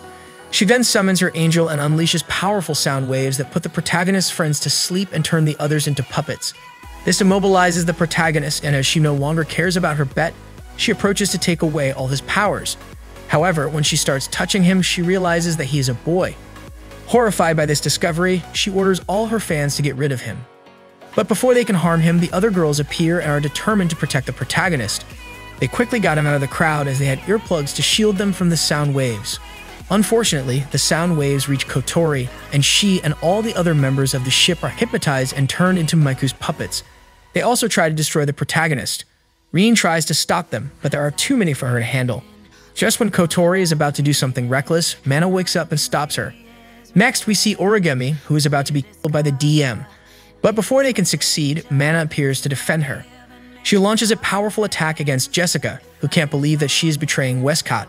Mana easily defeats Jessica, allowing her and the DM to escape. Meanwhile, the protagonist is under attack from his classmates as all of them except Toka have been put under Miku's spell. At that moment, Ellen appears, ready to take Toka and the protagonist. But before she does, Toka throws the protagonist aside to face Ellen alone. However, without all her powers, Toka is defeated and the protagonist has no choice but to flee from Maiku's puppets, who have filled the streets searching for him. While hiding, Kurumai emerges from the shadows. He knows she is after his life, but he is also aware that she is his only hope to save Toka, so he tries to ask for her help, which surprises Kurumi. On the other hand, Toka begins to wake up and finds herself with Ellen, who welcomes her to the DEM and proceeds to ask her some questions. Meanwhile, Kurumi knows that in order to help Shidou, she must first deal with Miku. So they go to Miku's house in search of something that can help them. There, Kurumi plays with the protagonist a bit, trying to make him act like a girl again, as he missed that. During their search, they find a photo of Miku, and after Kurumi uses her Zafkiel, she obtains Miku's memories, so they quickly set off to find her. This takes Miku by surprise, as she did not expect the protagonist to come to see her directly. While Kurumi can help avoid the fans when it comes to reasoning with her, he is on his own.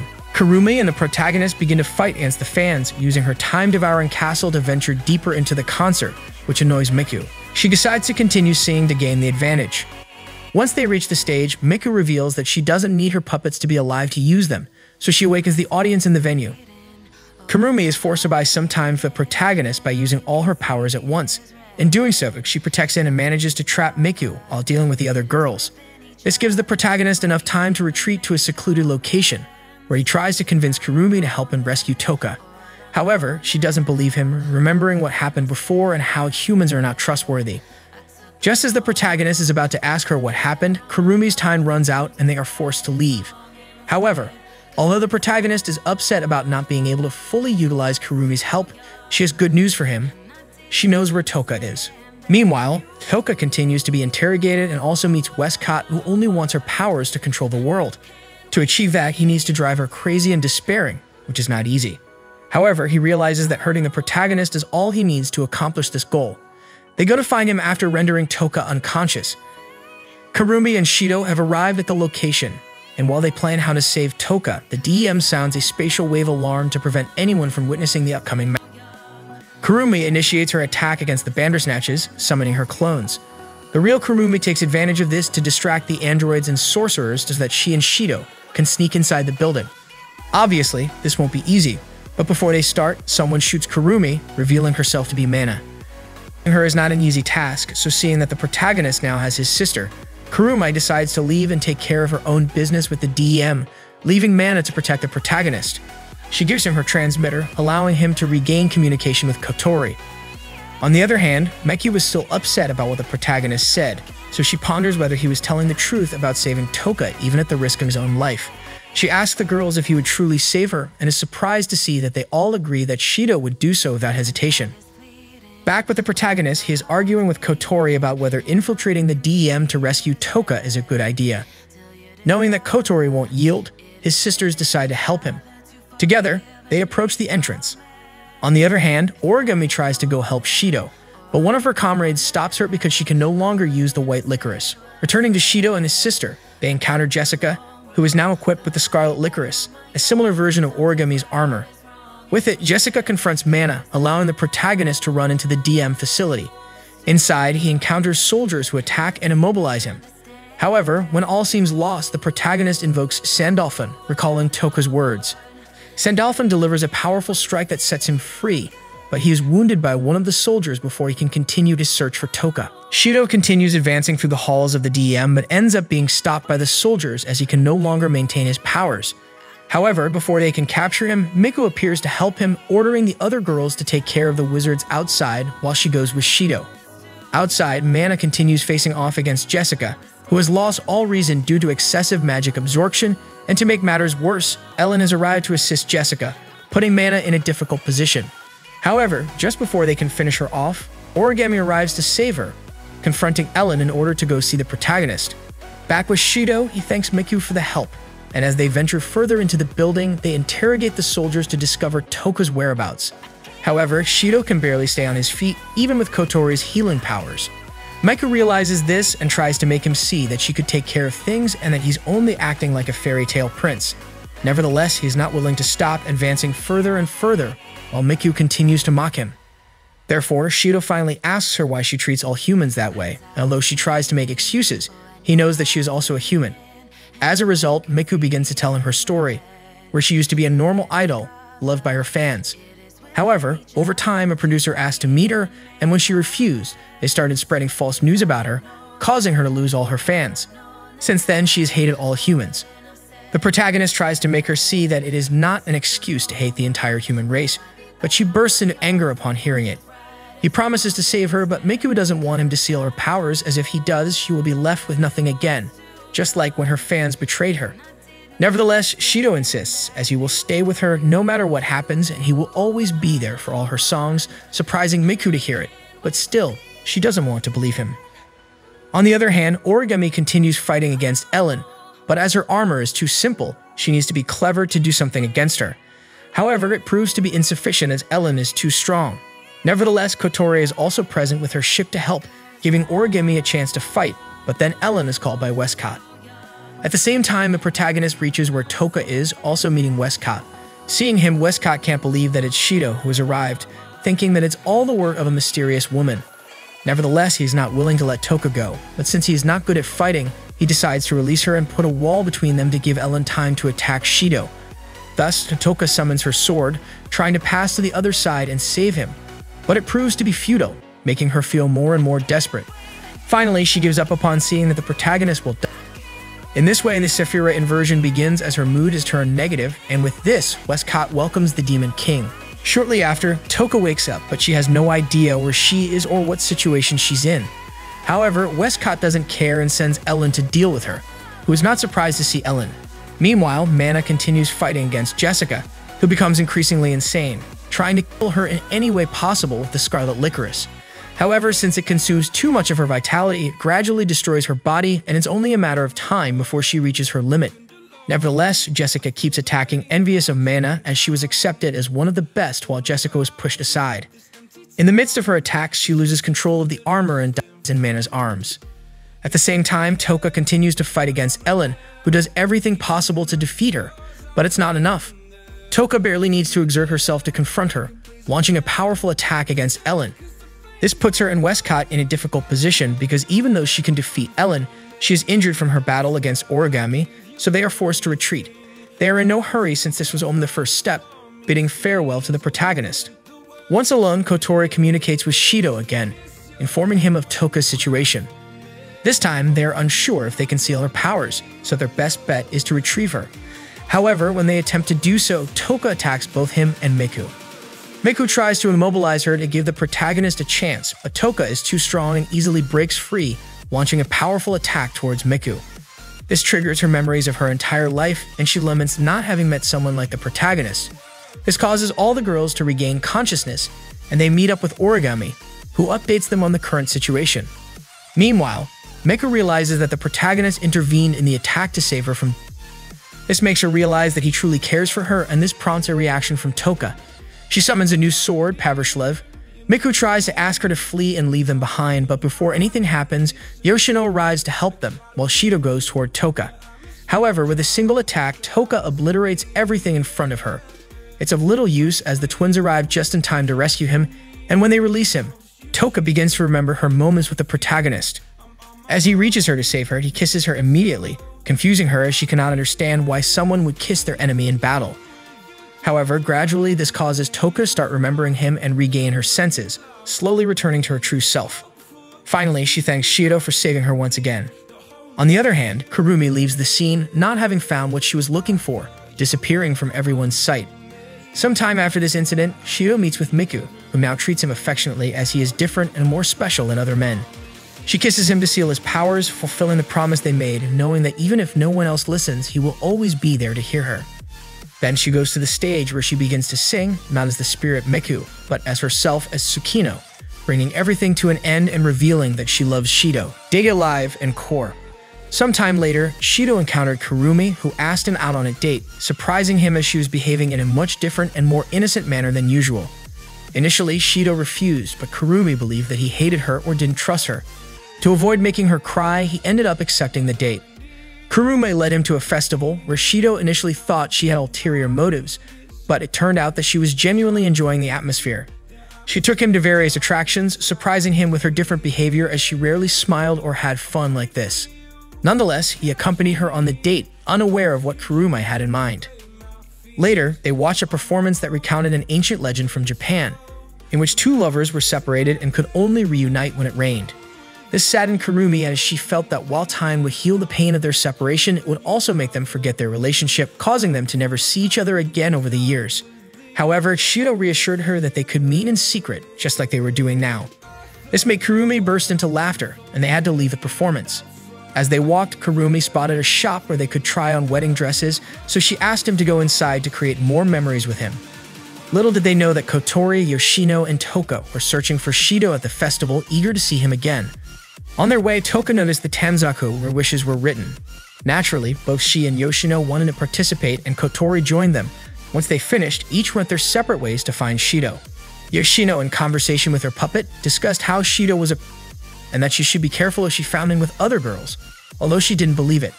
However, she ended up finding Shidou with Kurumi, so she decided to secretly follow them until Kurumi noticed her and appeared in front of Yoshino, explaining that her relationship with Shidou was deep, intimate, and couldn't be eliminated. This misled Yoshino and caused her to flee out of embarrassment.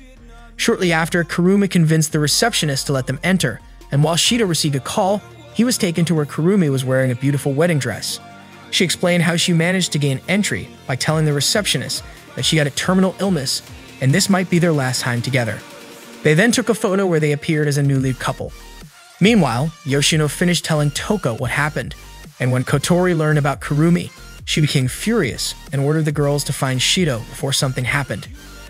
Back with Shidou, he still couldn't believe that this version of Kurumi was so different from the one he knew. On their way, they arrived at a booth where wishes were made, and they wrote their own wishes and discovered those of the girls. However, Kurumi didn't reveal her wish. At the end of the day, Kurumi remembered the story of the two lovers and worried if they could truly meet no matter what. She asked Shidou not to forget her. And at that moment, the real Kurumi appeared.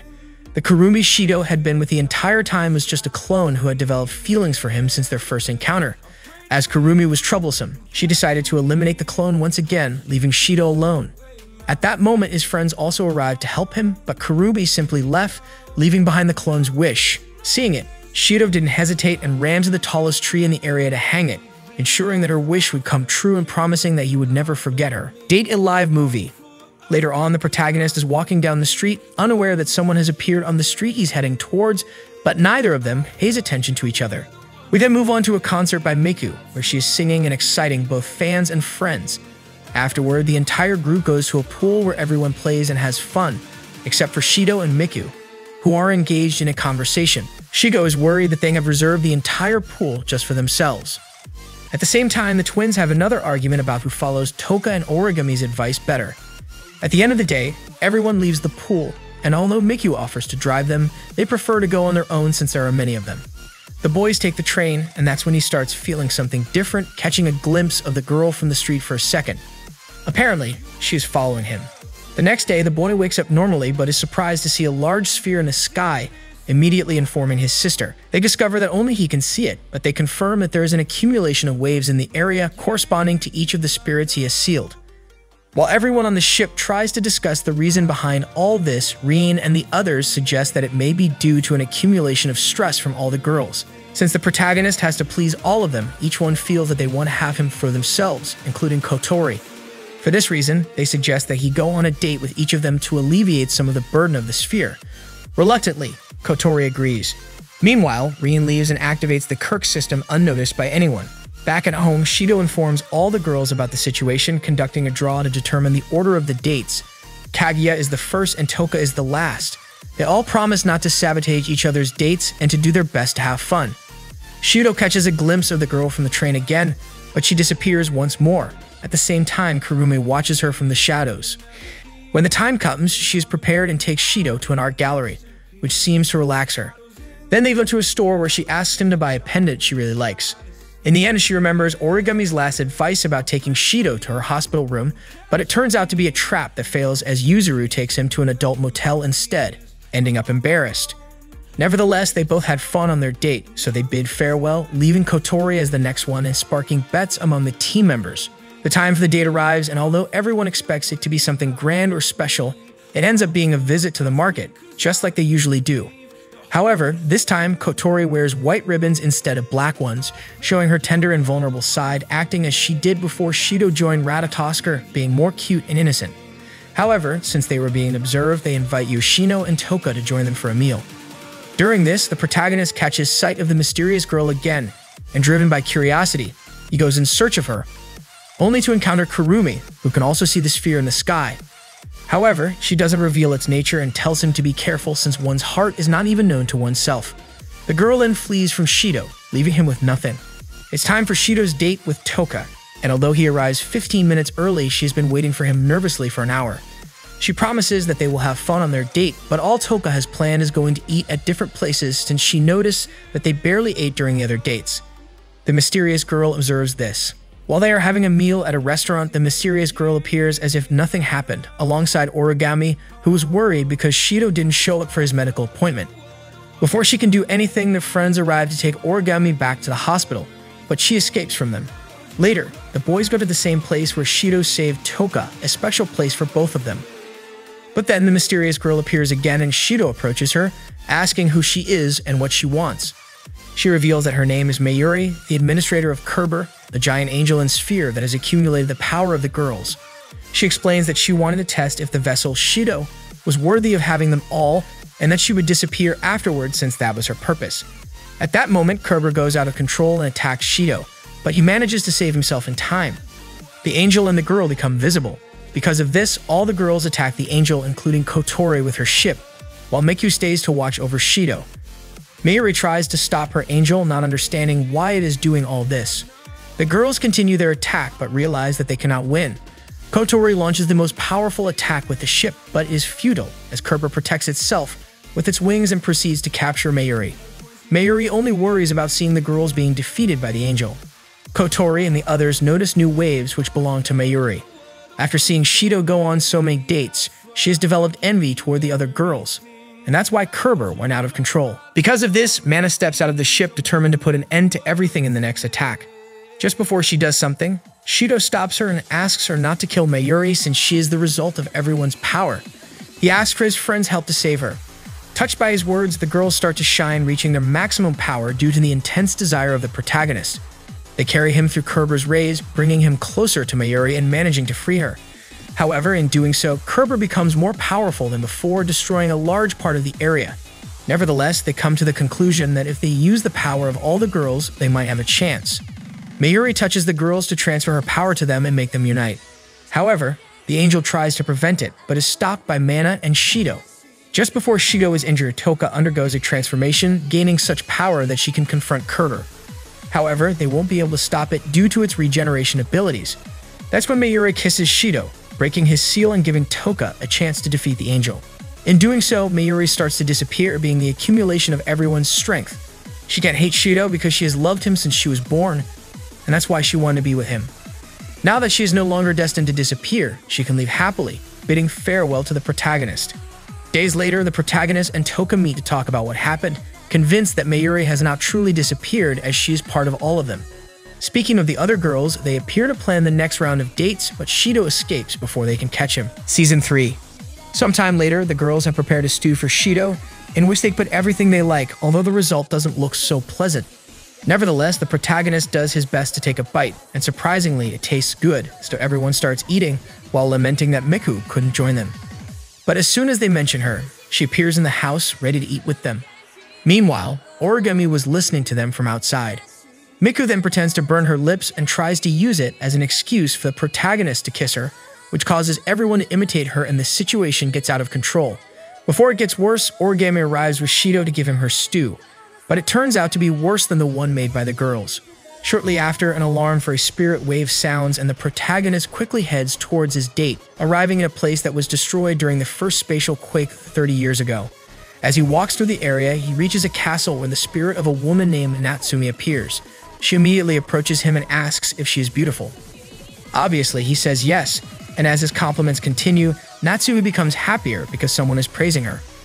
Unfortunately, the AST shows up, and to avoid problems, Natsumi summons her angel, which turns both the projectiles and the girls' armors into adorable things.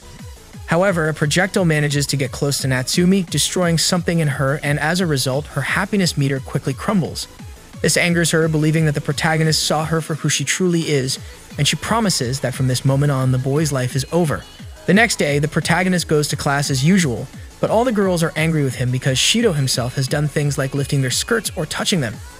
In the midst of this, Origami also arrives.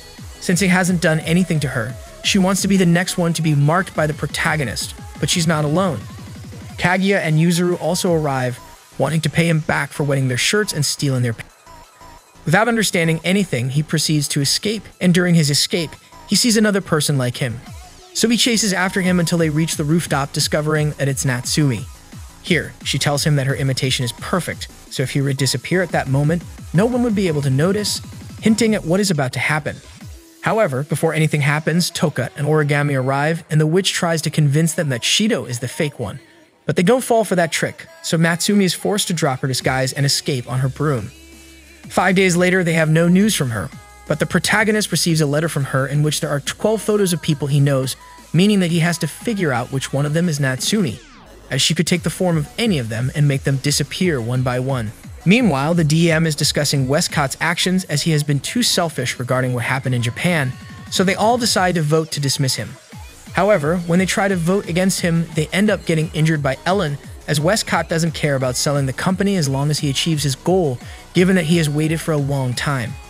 Back with the protagonist, he is worried about Natsumi's game, especially Kotori, who hopes is a case like Kurumi's, where she mercilessly kills everyone. However, the protagonist has spent enough time with Natsumi to know that she's not like that. Then together with Rin, they start planning how they will discover the witch, so they suggest that Shidou go out with each of the individuals involved, starting with Toka. During their date, he suspects her, claiming that she is Natsumi, but he ends up being wrong and angers Toka. Quickly, Shidou acts clueless and makes her believe it was just a greeting, and to cheer her up, he decides to take her to a restaurant. Although at first he believes she is the real Toka, when he sees her eating so little, he starts to suspect again. However, this is because she watched a documentary that said women who eat a lot are rejected. This convinces the protagonist that she is the real one, so he reassures her and lets her eat as much as she wants. Shortly after, Shidou returns home where Yoshino was waiting for him. She arrives at the house dressed as a little witch, asking for trick or treat. But since he doesn't have any treats, he gives her some pancakes, reminiscent of the first time she ate at his house. Then she shares the pancakes with him, and when she sees a syrup stain on the protagonist, she licks it, but she gets so embarrassed that she ends up fleeing the scene. With this, the boy confirms that she is the real Yoshino. Later, Shidou goes to Tanamachi, but as he doesn't see any apparent changes in her, he decides to move on to the next one, Yuzuru. She gets a little angry because he kept her waiting, but they have their date at night, where she takes him to a place with a beautiful view, also receiving some compliments from the protagonist. It is there that she asks him who he would choose between her and Kaguya, to which he replies that he can't choose, and it seems like those words disappoint her a bit, because if he had chosen Kaguya, even if it had bothered her, she would have thought he's a good guy. On the other hand, if he had chosen her, she would have been happy. Before finishing, she asks the protagonist to tell Kaguya this because even though she knows Kaguya will get angry, she knows it will make her happy when she hears that he chose her instead of Yuzuru. Without realizing it, she tells him that both she and her twin love the protagonist, but embarrassed, she runs away, giving him the idea that she is also the real one. Shortly after, he returns home, where he talks to Kotori about the situation. And although he hasn't felt anything strange, they know it's only a matter of time before Natsumi acts and they discover her. Additionally, although Kotori doesn't show it, she is eager for her date with Shidou. However, before they can relax, the witch begins her game, activating her angel, and shortly after, Kaguya arrives with the protagonist to tell him that her twin has disappeared. After calming her down, they inspect the recordings from their house, where they can see Natsumi's angel taking Yuzuru away. This is how the protagonist is determined to save her and everyone else. But in the following days, he would only discover how powerless he truly is. The next day, the time comes for the date with Kotori, where both of them are still worried about the situation, but she tries to distract him with their date. With the idea of confirming if she is real, the protagonist tries to kiss her, but it was a trick to remove her pigtails and verify that she is indeed his little sister. Although it doesn't go so well in the end. Later, he meets with the 3 girls who always speak ill of him, with the intention of getting to know them better and make amends. Afterwards, he meets with his teacher, who hasn't forgotten the time he proposed to her. In the evening, he meets with Kaguya, and they go bowling, where she easily defeats him. And then the D demands her prize lying down on his lap to use as a pillow, It is at this point that she breaks down because she is worried about her twin sister, begging the protagonist to save her. Later, he is together with Kotori at her house, worried about not knowing anything about Natsumi, and they conclude that she is watching them, and it turns out to be true as she appears. She asks the protagonist to guess who she was to see if he knows who she is. He answers that it was Yoshino, and it seemed to be true as she just disappears. Shortly after, they are informed that Yamabuki, one of their classmates, and Yoshino have disappeared. The next day, his last date arrives, which was with Origami, so they go to the cinema, and as always, she acts boldly to appear cold. Upon returning home, Toka greets him worriedly, as she hasn't been able to see him in the past few days.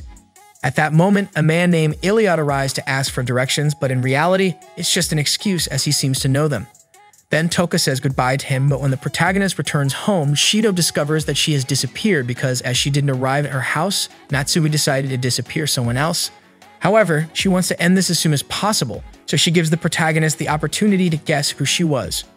If he manages to guess correctly, she will return all the ones she took. Otherwise, she will take all the remaining ones and he won't see them again.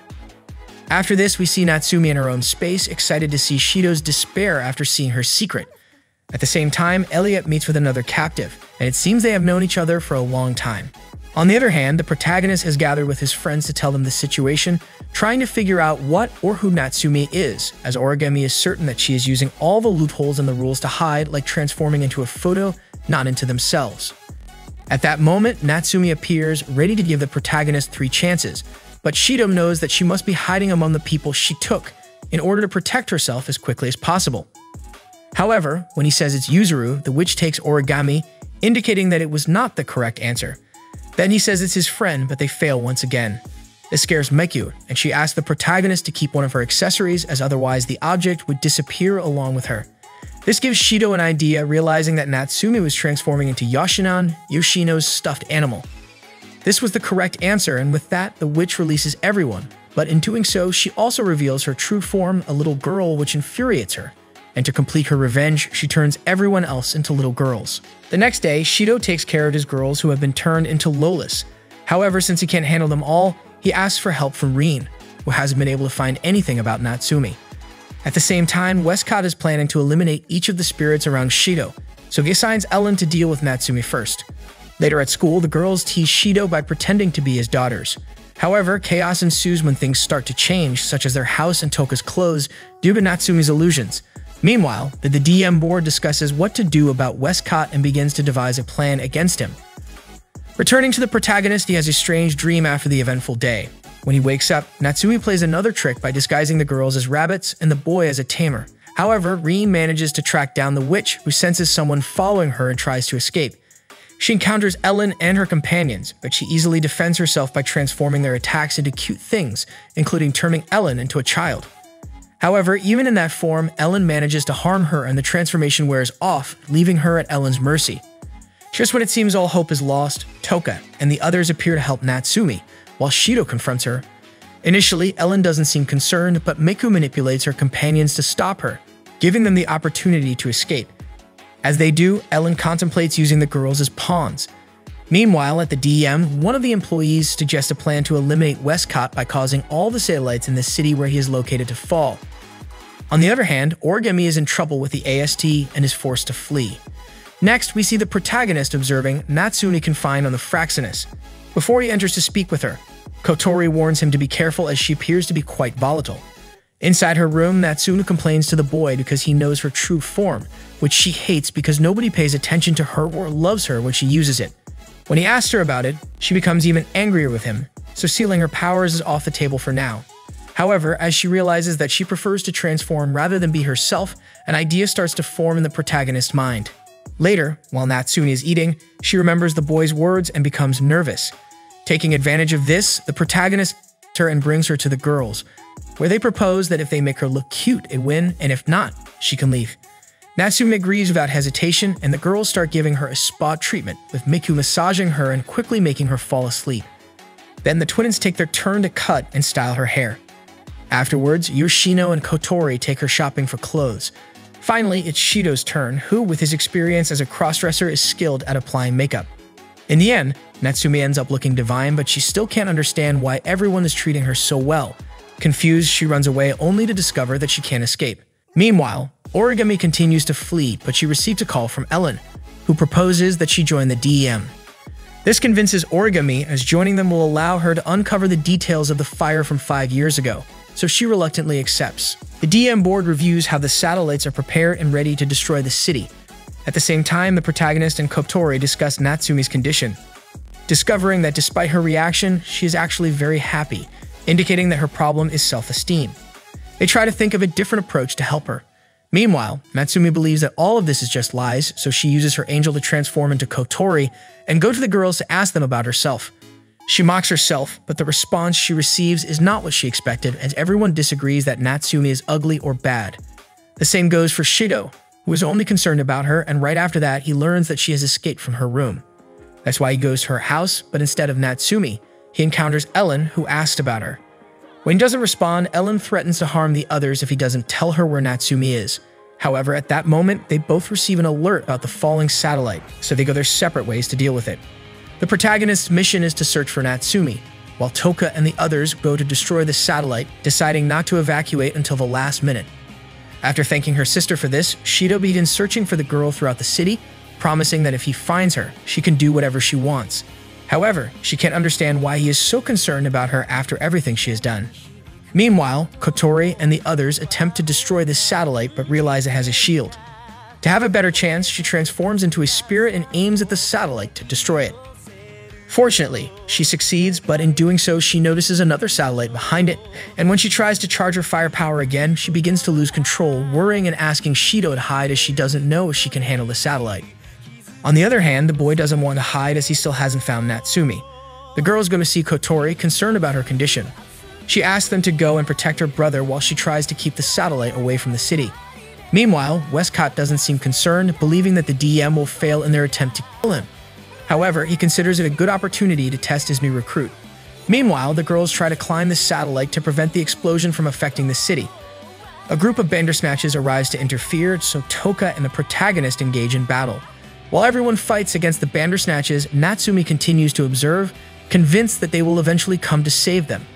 But when she sees that no one is coming, she appears herself to help, protecting everyone from the attacks. Furthermore, seeing that they can't do anything to the satellite, she destroys the bomb herself. Shortly after, Shidou goes to check if everyone is alright and expresses his gratitude to Natsumi. This moves her so much that she starts crying, regretting all the bad things she has done. But she also thanks them for taking care of her at that moment. She finally accepts to be their friend, and then she is kissed and sealed by the protagonist. Later, they are informed that another bomb has fallen, but just before it arrives, Origami appears to destroy it. Sometime later, Origami remembers the day she saw her parents in the fire and promised to kill the spirit responsible. Meanwhile, Shidou wakes up with Natsumi keeping him company in her adult form. This angers Kotori, but upon seeing her, she realizes that it's just a problem with Natsumi's mental state, as she is mentally weak. This becomes evident when Natsumi taunts Kotori about the size of her. At school, Shidou ponders the fact that Origami was wearing a DM unit, and his worries escalate when he hears from his teacher that she is transferred to England, implying that she is indeed with them. Meanwhile, Natsumi regrets what she did to Shidou, but at that moment, Yashino arrives, wanting to take her along to show her the city. Since she is always alone during the day, she is happy to have a friend and agrees to go with her. On the other hand, Shidou arrives at Origami's house, worried that she has truly joined the DEM. He enters the place only to find it empty, but at that moment, someone approaches him from behind and knocks him out. This alarms Kotori, who knows that she can't hide this for much longer from the other girls, so she mobilizes her team to find him. Back with Shidou, he wakes up tied to a chair, seeing that Origami is responsible. However, she did it on her own accord, not on the DM's orders, as this is the easiest way to keep him away from danger. She believes that all spirits must be eliminated, including his friends.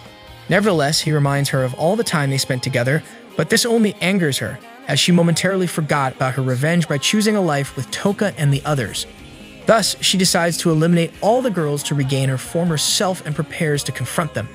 Meanwhile, Westcott is aware of Origami's actions but pays little attention to it, as he is more concerned about Ratatoster, who plans to interfere with his plans. He decides to send Gochia to deal with him. Meanwhile, Toka and the twins discuss what is happening with Shidou, suspecting that something strange is going on between him and Origami. Their suspicions are confirmed when Miku also can't find him. At that moment, the spatial quake alarms sound, but before the girls can escape, Origami arrives to inform them that she activated it because she wanted to be alone with them. She removes her armor and is ready to kill them. The girls don't understand why she is doing this, especially Toka, who is unhappy that Origami has returned to her former self. Their only option is to defend themselves. Meanwhile, Kotori wants to go and help them, but before she can do so, their ship is attacked by Ellen and her new ship, Gochia. Ellen informs them of their situation, confident that she will defeat them. She offers them a chance to flee before she attacks and warns Elliot that she will finish him off. Since nobody wants to flee the ship, they all do their best to defeat Gochia. However, it proves to be too strong for them, and even when they manage to evade one attack, another bombardment hits them from another direction. Meanwhile, Toka lies unconscious on the floor and Shidou can only try to call for help. At the same time, Euphraxinus continues to come under attack, and the situation is getting out of control for Kotori. However, Kanazuki manages to coordinate their attacks to damage the Gochia. But before it falls, it fires a beam at the Fraxinus. Meanwhile, Shidou is spotted by Origami, who simply laughs at him. However, it turns out to be Natsu disguised as Origami, who has arrived with Yoshino to rescue him. It is here that Shidou discovers that she can use her powers by recalling traumatic events from his past. Meanwhile, Toka manages to wake up only to find Miku and the others lying defeated. She tries to ask Origami once again why she is doing all this, but Origami only responds that it's because they are spirits, and she proceeds to hold Yuzuru, determined to kill her. The girls try to stop her, but due to her shield and powers, they can't even get close. With her new armor, Origami is determined to eliminate the spirits and reclaim her former self. Just before she can harm Yuzuru, Toka starts to think about wanting more power, just like when she underwent inversion, but she doesn't want to lose who she is. She asks Shidou for power, transforming herself and getting ready to fight Origami. They have a fierce battle, but eventually Origami collapses as her suit and body reach their limits. This leaves her feeling sad as she could become strong. However, a mysterious voice offers her power, and when she accepts, a Saphira crystal appears and is absorbed into her body. This triggers an alarm and asks about the appearance of a new spirit. Meanwhile, Toka attends to the others, waking them up one by one, surprised that she has regained her powers. She starts to worry about Origami, fearing that she might have killed her, but instead, they see her in the sky transformed into a spirit. Without hesitation, Origami decides to become a spirit that kills spirits, and she resumes her battle against Toka, causing her damage with her new powers. Nevertheless, Toka refuses to give up, summoning her strongest sword, ready to clash one last time. But before they can do so, Shidou arrives to stop them. Seeing him, Origami flees until it becomes nighttime and she stops.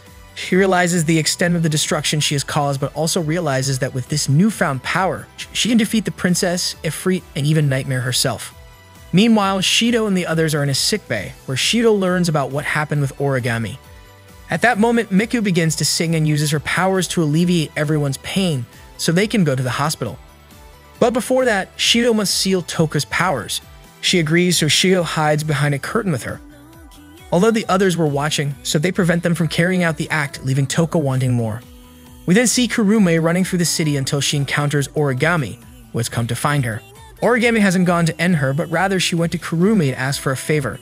She knows that her angel's 12 dials possess different powers, and among them, there is one that can send someone to the past. At first, Kurumi is against it, but upon realizing that Origami is willing to do anything, she accepts as she wants to see how far her power can go and how much God will allow her to go. She shoots Origami, sending her to the day her parents died. Meanwhile, the protagonist is with the girls when he receives a call from Kotori. At the same time, Origami has arrived on the date her parents died, investigating from the sky to see if she finds anything. Suddenly, the city catches fire and she catches a glimpse of the protagonist as well as the spirit responsible for all of this, and she starts shooting at her as soon as she sees her. The spirit responsible turns out to be a woman who doesn't understand why another spirit is attacking her. She quickly realizes that she is someone from the future and that she seems to have earned her wrath. Nevertheless, she has a wish to fulfill, so she easily dodges all of Origami's attacks. Driven mad by anger, Origami continues to shoot at the woman relentlessly. But she remains unharmed, marveling at how well she uses Metatron, and then she leaves. As she does, Origami lowers her gaze and realizes that the spirit she hates so much, the one who killed her parents, had always been herself. Meanwhile, as Westcott admits he hadn't expected this from Origami, he realizes that the female spirit could be observing them. At the same time, Kurumi only wishes for Origami to achieve her objective. On the other hand, Kotori informs Shidou about what has happened, reassuring him about Ratatosker's situation. At that moment, the moon begins to darken and a fierce attack reaches the protagonist, coming from an inverse spirit.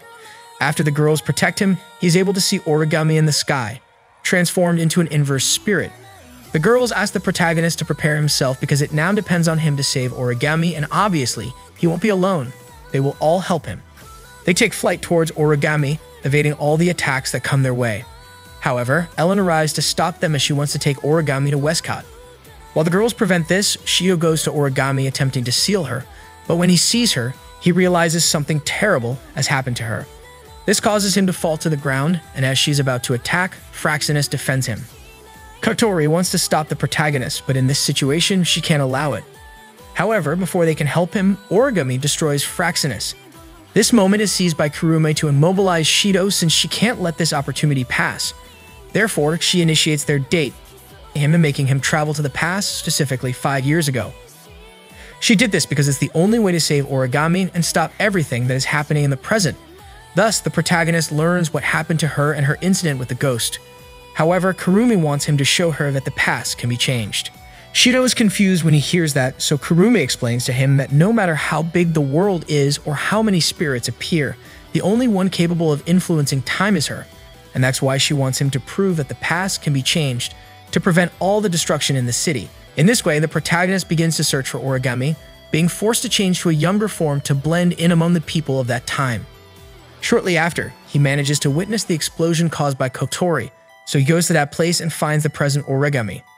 Shidou tries to get her attention, but it's futile, as she is too furious with the spirit. In the end, he finds the past Origami and sees how she was the one who killed her parents, making him and Kurumi understand what happened and how she immediately returned to her original time. At that moment, they realize that they can't save her. However, the protagonist sees that a house is about to fall on her, so he rushes to save her. He hurries to let her know that he will always be there for her, and that he won't let her be alone or suffer, asking her not to fall into despair. That's how Origami met him, promising that from that moment on, she would never cry or smile again because her anger is hers alone, and she wants the boy to wait for her until she gets her revenge.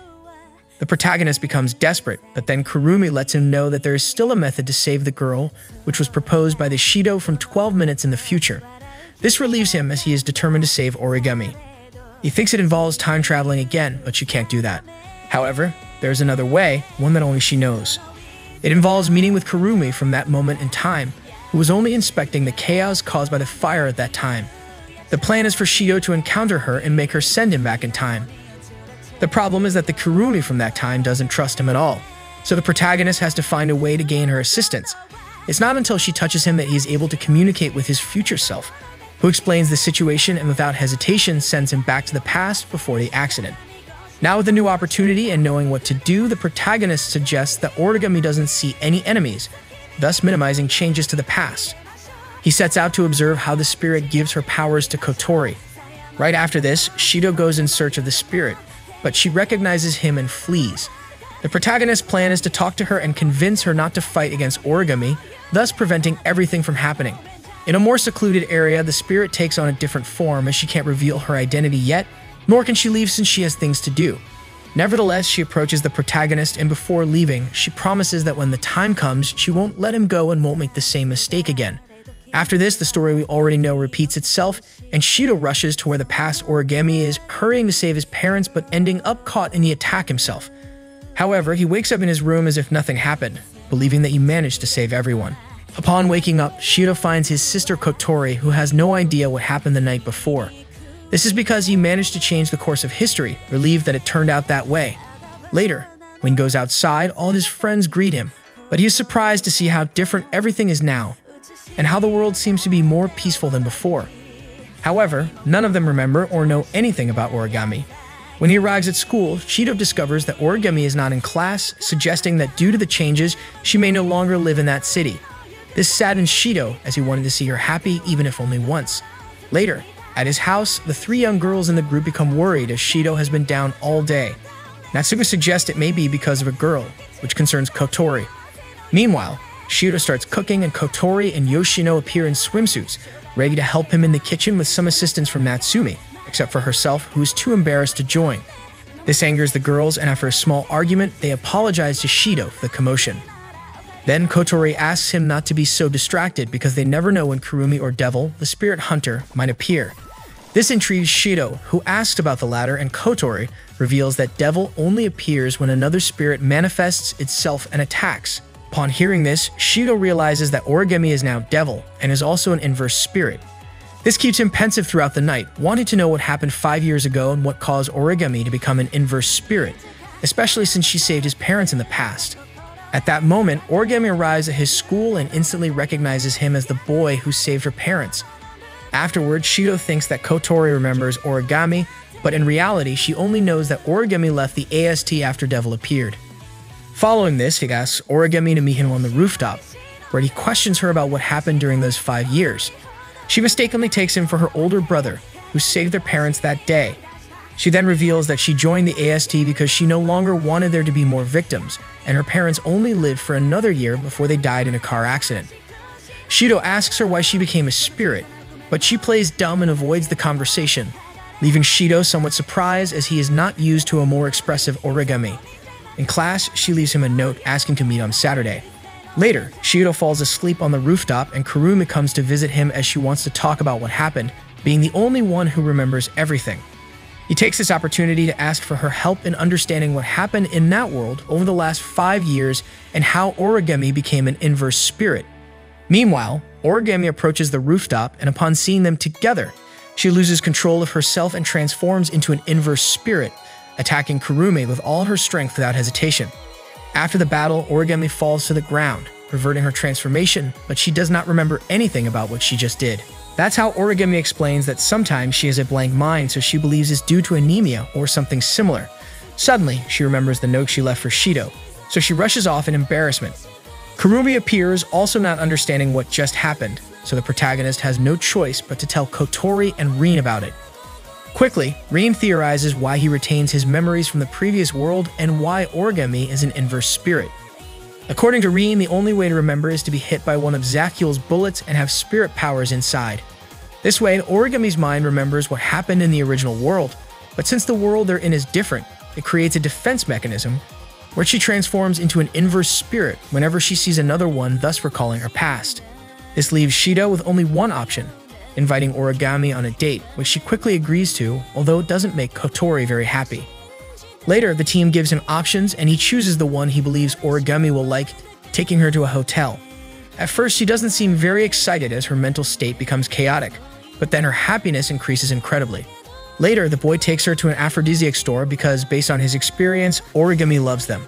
Without realizing it, she collects everything she can, and then in a clothing store, she enters to find something that the protagonist might like, but when he sees her, she's wearing the same puppy dress he asked her to wear some time ago. Shortly after, at a restaurant, we see her losing control again, trying to lick the protagonist's spoon or taking pictures when he tries to dry his shirt.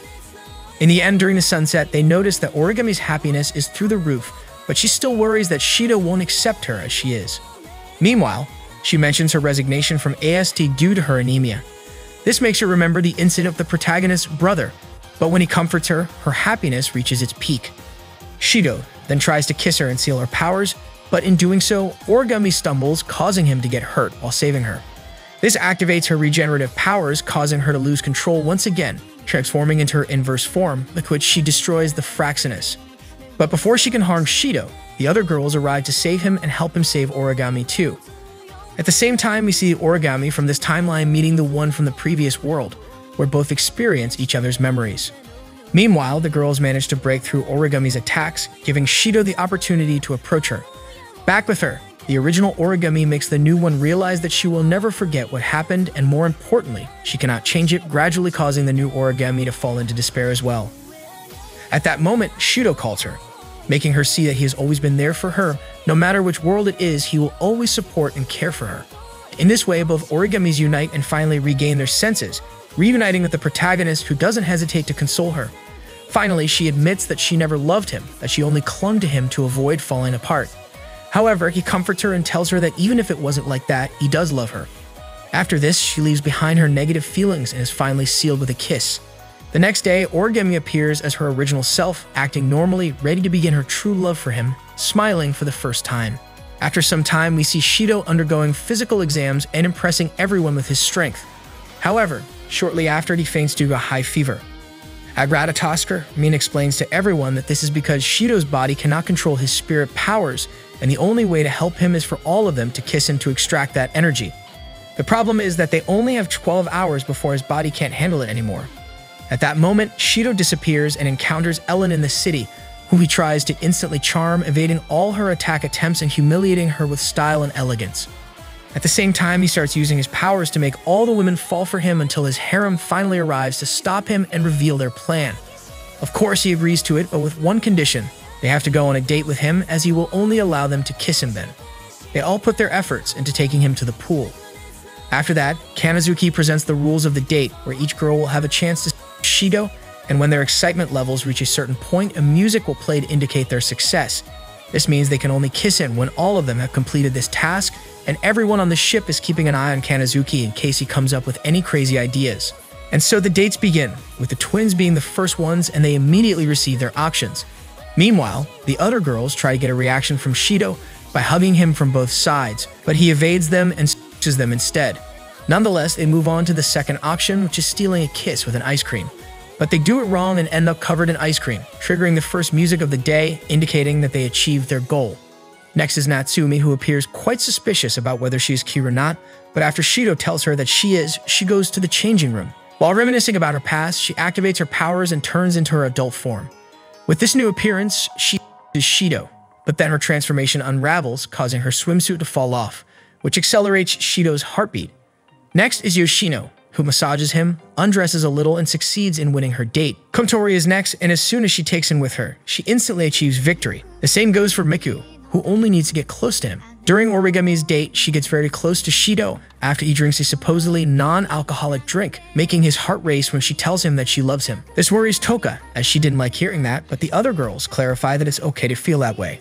Before their own date begins, however, Shidou collapses. His powers have gone out of control earlier than expected, causing him to destroy everything and emit immense power, making him even more dangerous than the spatial quake from 30 years ago. That's when Kotori initiates their last option, the Dainsleif, a beam that can kill Shidou. However, Origami and Toka stop her as they still have a chance to save him. They all go in search of Shidou, but he is so fast that he doesn't stop until Kurumi captures him, giving all the girls the opportunity to kiss him and slowly drain his powers. In the end, it's Toka's turn. Despite everything, she approaches Shidou, remembering all the times he risked himself for each of them, and that's why she doesn't fear him. She manages to get close to him and finally save him. Shortly after, she visits him in the infirmary for a small date where she accelerates his heart, and right after that, they kiss again. Dead or bullet, we see Kurumi again, who went to see a spirit named Queen, and starts fighting with all her might.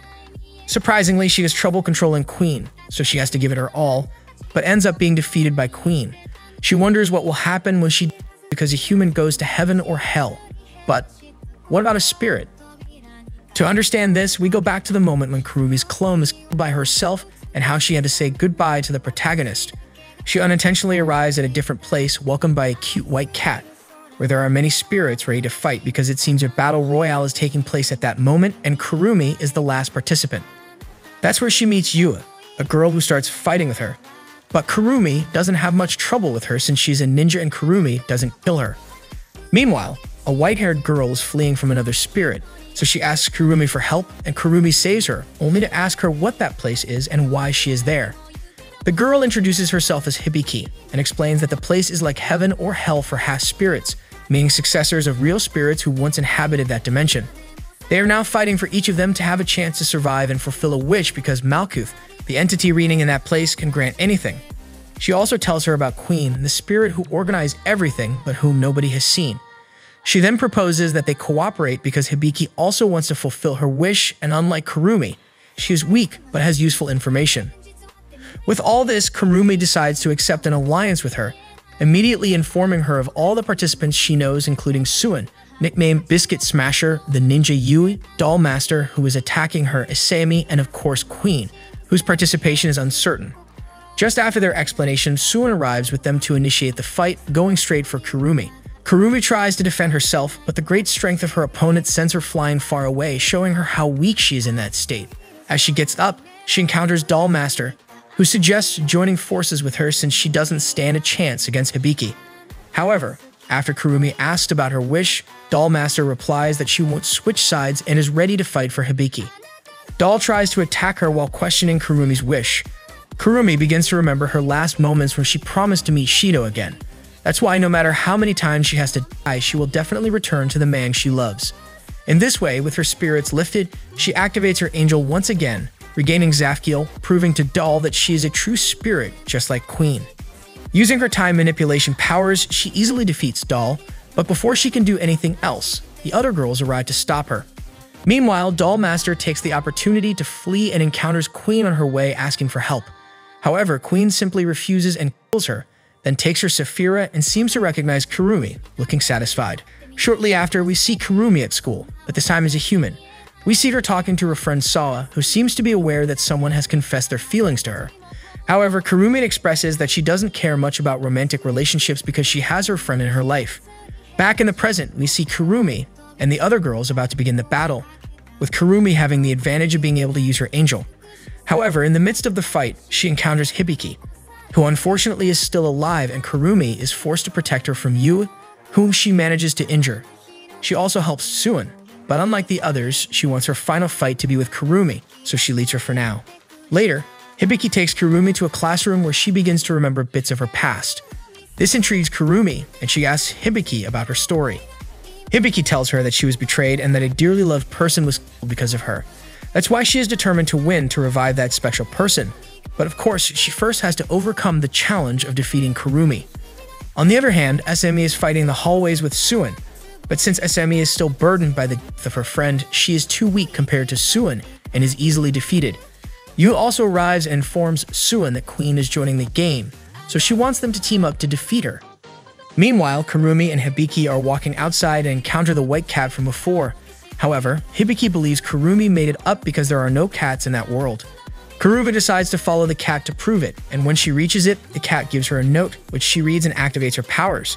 So when the girl arrives, Kurumi doesn't hesitate to shoot her because she has discovered that she is Queen pretending to be Hibiki. She knows this because the cat gave her a note asking for help. Once exposed, Queen discards her disguise and proceeds to recover from the wound. Then their battle begins, and Queen lets Kurumi know that she is a part of Kurumi that she chose to abandon, but Kurumi doesn't understand what she means.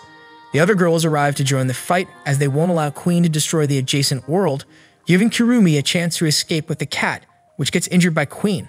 Once alone, Kurumi tends to the real Hibiki, only to be called to the chapel, where Queen is supposedly waiting for her, but in reality, Queen is still fighting the other girls.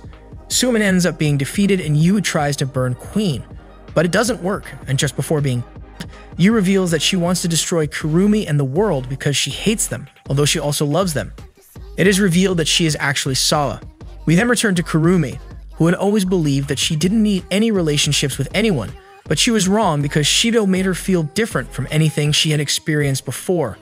That's why she is determined to fight Queen, evading all her attacks but being overwhelmed by her strength. It is here that Kurumi reveals herself as Sawa, remembering how her friend killed her and sent her to that place, where she later met the abandoned part of Kurumi and with her help became Queen. Now her only wish is to be with Kurumi again because she feels very lonely in that world, and she just wants everything to be like before. But Kurumi knows it's not possible, and she blames herself for how Sawa ended up. That's why she is determined to defeat her, starting the battle again. Although Queen is powerful, she is still missing something important, and Kurumi manages to set a trap and kill her. During the fight, Queen had been worrying too much about Kurumi, and that's how Kurumi managed to win. Just before both friends start asking for forgiveness for hurting each other so much, ending with Kurumi crying for losing Sawa once again. Upon leaving, Kurumi encounters Hibiki, who has returned to her normal form after a long time.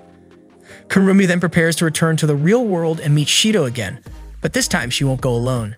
Hibiki will accompany her. Season 4, we return to the real world where a spirit is being examined by a group of scientists, but at that moment Kurumi appears to rescue her, happy to have finally found the second spirit, Sister. Next, we see the protagonist, who has already recovered from his energy overload, being taken care of by Rin and the girls. Once they confirm that he is okay, he decides to visit Kotori, but he finds her doing something affectionate with Mana, so he decides to go shopping in the city. On his way, he comes across a woman collapsed on the ground due to hunger, so he carries her to help. She takes advantage of the situation and presses her against him in gratitude, but Shidou remains unfazed. In the end, they arrive at a giant building where the woman thanks the protagonist once again for helping her.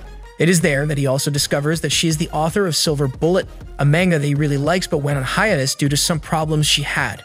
The girl introduces herself as Mia and immediately asks him to prepare food for her. When he does, she's overjoyed as it has been a long time since she had a hot meal. Later, before Shidou leaves, Nia asks for his help with her manga as she is now running short on deadlines. She dresses up as a maid to motivate the protagonist. She tries to pay him, but her breasts are so small that she can't do it properly. So she asks him to go on a shopping date, not for his assistance, but because his job is to make spirits fall in love, and that's when Nia transforms into sister. On the other hand, instead of being upset about her escape, Westcott believes the researchers did a good job with her. Back with the protagonist, is not very impressed to see Nia as a spirit, so she tries to use him, but he is more interested in knowing how she knows about him. This is due to her angel Ratziel, a book that allows her to know everything that happens in the world, including what happens with the protagonist, and that's why she arranged everything for them to meet. She also tells him about her incident with the DM and how she was held captive all this time. Then she shows him that thanks to Ratziel, she can draw things that will become reality in the future, emphasizing how useful it is. However, she is more interested in him falling in love with her and sealing her powers, eagerly awaiting the Saturday date. The moment arrives and the protagonist has his whole team ready for the date. Although to Kotori's surprise, almost no one chose the safe option because Nia's clothes don't seem like a good choice to flatter her, so they opt for a bolder approach. However, this doesn't work as she's using Ratziel and knows that Kotori and the others are giving advice to Shidou. Then their date begins and they go straight to manga and anime stores where Nia has a great time with the protagonist. In the meantime, she tells him that during her captivity with the DEM, she doesn't remember much of what she did. Perhaps they conducted experiments on her or something, but she hardly remembers anything. As the date progresses, Shidou stumbles upon an opportunity to seal her. The problem is that while Nia desired this, the truth is that she has never loved anyone who isn't a 2D character. Later, the protagonist takes Nia to a restaurant, giving them some time to discuss with Kotori what to do, and they come to the conclusion that in order to open her heart, the protagonist must dress up as a character. Immediately, they cosplay as Tokia, Nia's favorite character, and when she sees him acting like the character, she goes crazy. However, when tries to seal her powers, she immediately loses interest because the real Tokia would never try to seduce her. This upsets Nia a lot, and she ends up leaving the date. At Ratatoskra, the protagonist talks to the others to plan their next strategy, getting an idea after hearing that she likes 3D characters if they imitate the 2D ones well. That's why they send Nia an autumn dating game where Shidou is the protagonist, and he responds naturally to what she says as if he is truly with her, surprising her with how advanced the games have become. This is because the protagonist team has been manipulating the game in real time, and when Nia goes to investigate the game company, he accidentally reveals that they have been deceiving her, which angers her greatly. Because of this, she summons all the other girls to ask for their help. They suggest that the protagonist adapts to Nia's tastes, but that is not possible as they can't turn him into a manga, or at least not literally. Origami suggests they write a manga about Shidou and everything he has done for them to make Nia fall in love. However, she contacts them and says she won't read it. That's why they propose a challenge, and if they defeat her at Kamiko, then she will have to read their manga, of course. Kotori has a plan. Meanwhile, while Nia worries about not being able to fall in love with Shidou, Kurumi arrives to introduce herself to her and ask for information about the first spirit and also how to kill her. Meanwhile, Shidou and the others have gathered to prepare as they have to decide who will be in charge of drawing the entire manga, so they start a drawing contest, in which they discover the exceptional talent of Natsumi and the twins, leaving them in charge of the artwork, while the others take care of something much more important. On the other hand, Kurumi meets with her other selves, informing them that no matter how much power she has, she will never be able to defeat the first spirit. Nevertheless, she's not afraid, as she knows that everything and everyone loses against time. On the other hand, Shidou and Kotori meet with Hiroki, a friend of Nia's. She tells them that Nia has always been kind and simple, but suddenly she started becoming more distant with her and everyone else, so now she wants to find her and apologize if she did something wrong. It is then that Kotori comes up with the idea that this is the work of Ratziel, because with him, she can know all the bad things that someone may have said about her, and thus she eventually concluded that she could only trust 2D characters. For this reason, the protagonist is more determined to finish the manga, helping all his friends who have not stopped working to achieve it, especially Natsumi, who now feels that she must help more than ever, feeling happy to be able to be with them, and also to show Nia the goodness of having friends. Finally, they finish the manga, ready for their date. The time for the Kamiko arrives, where Nia initially takes the lead by selling many of her manga, but Kotori and the others come prepared, having costumes on hand to attract customers' attention. In this way, they garner a lot of readers' attention, resulting in faster sales. Additionally, the girls from Shidou's class and Origami's ASD colleagues also join the scene. It is there that Kotori informs the protagonist that thanks to their connection with the spirits, they can also remember the previous world. That's why Miku appears, sending a message to all her followers to come and support her. At that moment, Hiroki arrives with Nia, seeking to ask her what she did wrong to apologize, but she only seems confused by this. It is there that the protagonist discovers Mia's problem. She is not angry with Hiroki. She is worried because she cares about her and fears that at some point she may become curious and decide to use Rizz to know her bad side. She admits this reluctantly, wanting to know if the protagonist would even live with someone who would spy on him and know everything about him all the time. But this only makes Shidou laugh because he already has several girls like that with him. That's why he promises her that he will still love her. The end of Kamiko arrives and both of them achieve a tie by selling everything they have. However, Nia gives the protagonist a chance and decides to read his manga. As she does, she understands that Shidou is an incredible person, but she is still not convinced, so she investigates how they did it and discovers all the affection they have for each other. Because of this, she offers him a second chance to make her fall in love, but in doing so, she begins to suffer and suddenly turns into an inverted spirit. This happened because Westcott, unable to invert her during her captivity, implanted a device in her that would make her forget everything, and thus make her vulnerable when she fell in love with the protagonist, thus achieving her inversion. That's why she sends Ellen, along with Artemisia, to take care of it. The battle against the protagonist begins with the pages of Mia's book turning into fragments of the Demon King. But that's not the worst part. Ellen has also arrived to take Nia away, using her future writings to manipulate the events that occur. However, the protagonist manages to free himself from that control, restoring Nia's consciousness. But just then, Artemisia arrives and Nia, taking away her inverted Sephira and returning her to her normal state. Then Westcott appears, marveling at the inverted Sephira Cliffa. He proceeds to absorb it, happy to possess the powers of the Demon King. However, he tells Ellen that it is enough now, as he won't be able to control so many inverted spirits at once, and it would be bad if he doesn't test his new powers. So he bids farewell to the protagonist and the others. Shidou immediately goes to Nia, who lies unconscious on the ground. Nonetheless, he has a chance to save her if he uses his power to heal her. He kisses her, hoping that she accepts it and comes back to life. Fortunately, they succeed, and shortly after, everyone accompanies her during her recovery. She feels better without her powers and explains to everyone that she became a spirit 30 years ago. She then proceeds to ask them how long ago they became spirits, but they tell her that they are pure spirits, which confuses her since they were supposed to have been humans before becoming spirits. This leaves Shidou pensive all day, paying little attention to class even after Nia tried to give them details, despite not knowing much about the first spirit. Miss Talman has finally turned 30, and to make matters worse, she is still unmarried. So she is too frustrated, even asking for a meteorite to fall on her if that helps her get a boyfriend. And that's exactly what happens. A meteorite falls in the schoolyard. Immediately, Shidou knows it's a spirit and Kotori summons him. In the command room, the protagonist learns that this event repeated simultaneously in various places around the world. Also, just before arriving, Mana told him about Artemisia, but he is surprised to learn that she is cooperating with the DM, considering that she is supposed to hate them. Then he visits Zodiac, the first registered spirit, who was attacked by the DM but defended herself with her angel Michael, using a key that conceals the powers of her target. Additionally, she has the power to create dimensional doors and direct them wherever she wants.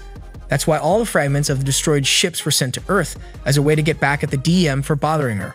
Obviously, Shidou and Kotori are going to steal her powers, but they use a 3D image to help them. In this way, the protagonist goes up into space, but Zodiac kills him 5 times before he can talk to her. Once he realizes it's just an image, he starts the conversation, introducing herself as Mukuro Hoshimiya. However, when Shidou tries to get a reaction from her, she turns out to be colder than Origami. Even after telling her why he came, Mukuro doesn't want to go with him because she doesn't feel lonely, sad, or happy, and that's because she put a seal on her own heart. Moreover, she knows that all the other spirits Shidou has saved have only suffered, so she doesn't want to participate in the hypocrisy of being saved. That's why she cancels the connection of the 3D image, ending their conversation. This discourages the protagonist, but Kotori makes him see that they must seal her powers, as if the DM doesn't defeat her, she will cause a lot of destruction. As if that wasn't enough, Toka and the others have been secretly listening to what happened, wanting to help. That's when Rien takes the opportunity to show them her latest invention, a new version of the Fraxinus, which can now reach space in one jump and can also speak thanks to the new ad called Maria. At that moment, Elliot, the president of Ratatosker, asks to see the protagonist and the others. That's where they learn that he is the same man that he and Toka encountered some time ago. He turns out to be the founder of Ratatoskr, the one who makes decisions and has ultimate authority. Nya asks him why one of the founders of the DEM created Ratatoskr to save the spirits. Elliot founded the DEM along with Westcott and Ellen, but after meeting the first spirit, he fell in love. Since then, he changed so he and Karen, Elena's younger sister, left the DEM. Meanwhile, Shidou is happy that someone like Elliot is the one leading all this, and Elliot sees a certain resemblance to a young man he knows. At that moment, the alarms on the ship go off, indicating that the DEM has started their attack on them since they were located through Westcott's book. As they exit, the group finds him, and although he would like to take care of them, his priority is Elliot, so he teleports them to another location. Shortly after, Shidou wakes up to find himself dressed as a pig in a straw house. As he steps outside, he encounters the big bad wolf, who chases him to a stone house where he finds Yoshino dressed as Little Red Riding Hood. To make matters worse, the big bad wolf is also there, about to eat them until Nya and Toka arrive to save them. Once out of danger, Nya explains that this is a dimension created by Beelzebub, Westcott's book, and there is no way for them to escape from this place. Their only option is to find a character who can break this reality. Meanwhile, the twins find Kotori unconscious, reviving her shortly after, where they discover that she is capable of creating illusions with fire. As they talk, they hear a siren calling the protagonist with her song, hinting that it is Meku. In the real world, the Fraxinus is being attacked by the Dem's Bandersnatches. They all know they must remain calm because in those situations, the worst thing they can do is panic. Although they deploy the territory and manage to stop the machines, humans pass through without any problems, so they corner Kanazuki and the others. However, with the holograms of Maria and the abilities of each member of Ratatoskr, they manage to confront the enemy soldiers. Returning to the fantasy world, the protagonist and the others find Kotori and the twins discovering that they are looking for Miku, but the guard won't let them pass. Then Natsumi appears as Cinderella, asking the guard to let them through.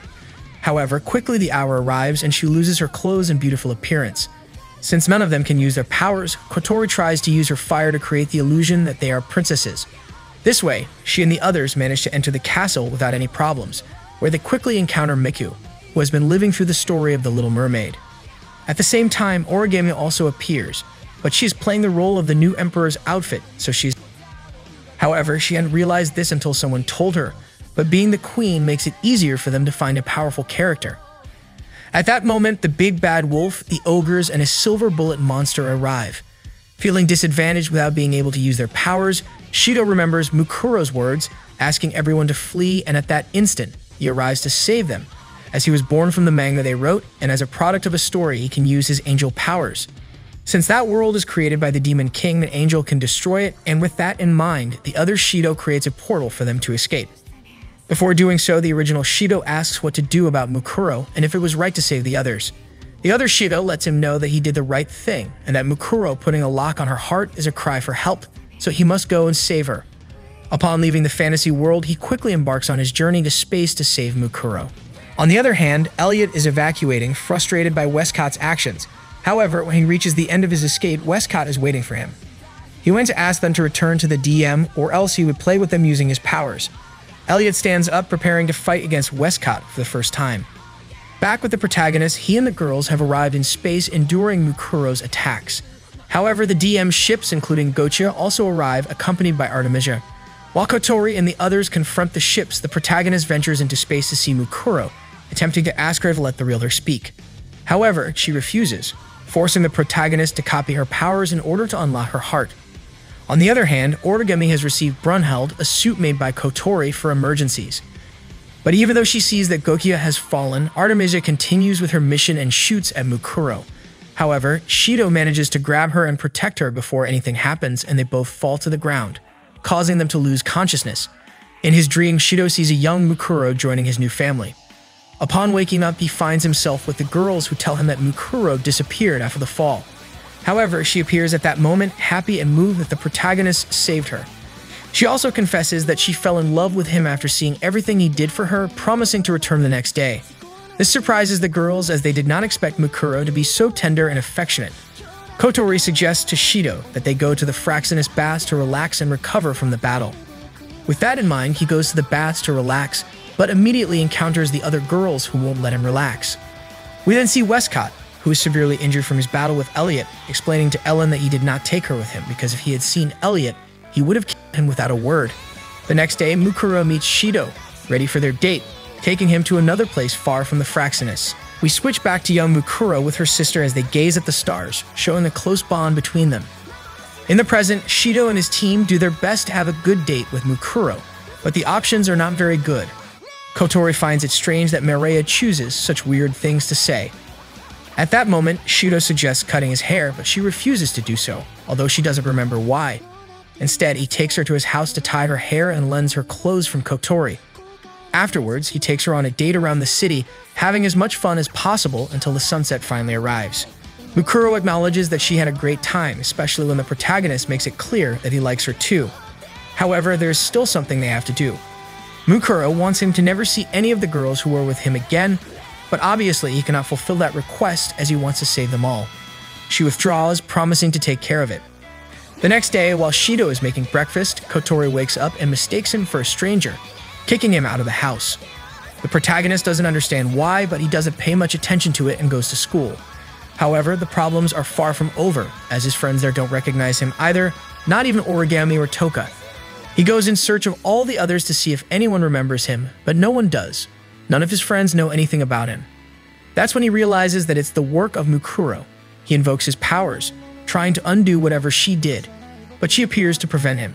She reveals that it's true she sealed everyone's memories with her Michael, so that now he would only have to see her. Meanwhile, the girls gather, not understanding who was the boy that visited them. However, at that moment, Origami starts feeling unwell, and the kind Origami from that world appears. She tells them about Shidou and how he saved them all. However, when she does so, Toka starts reacting, turning into her inverted version. At the same time, the protagonist is on a date with Mukuro, asking her why she thinks they are similar. She tells him about her dream of when she met her family after being alone for so long, although she doesn't realize it was herself. Origami arrives at that moment, showing that she remembers the protagonist, so Mukuro tries to seal her memories again. But before that happens, the inverted Toka arrives, seeking to eliminate Shidou, or rather humiliate him as he caused her trouble in the past by easily defeating her in the DEM. Before they start fighting, Origami suggests that instead of engaging in a battle, they go on a date. The winner will be the one who manages to kiss the protagonist first. They go to a maid cafe where both of them give their best to make the protagonist fall in love with them, trying to get a kiss at all costs.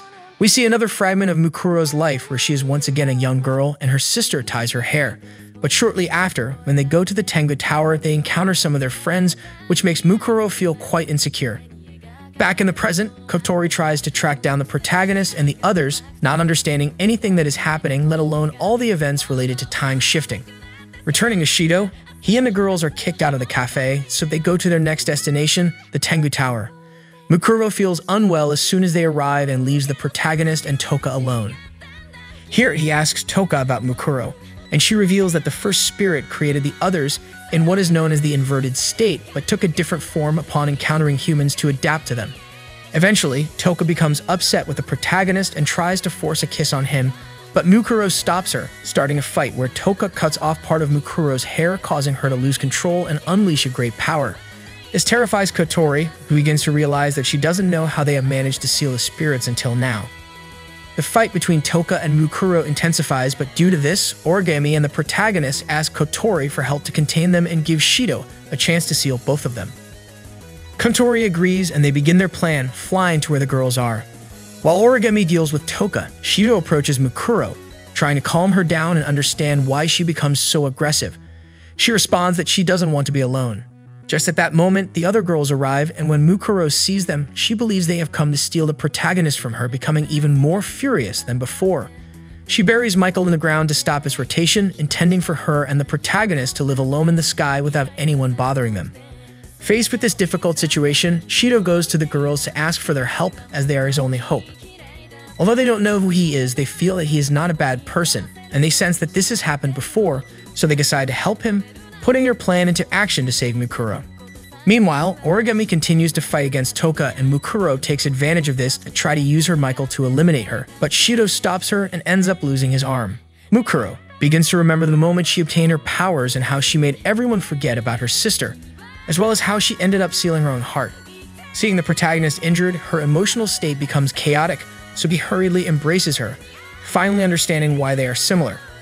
It is because they were both alone when they lost their families, and they thought that the ones who adopted them would abandon them later, but this did not happen.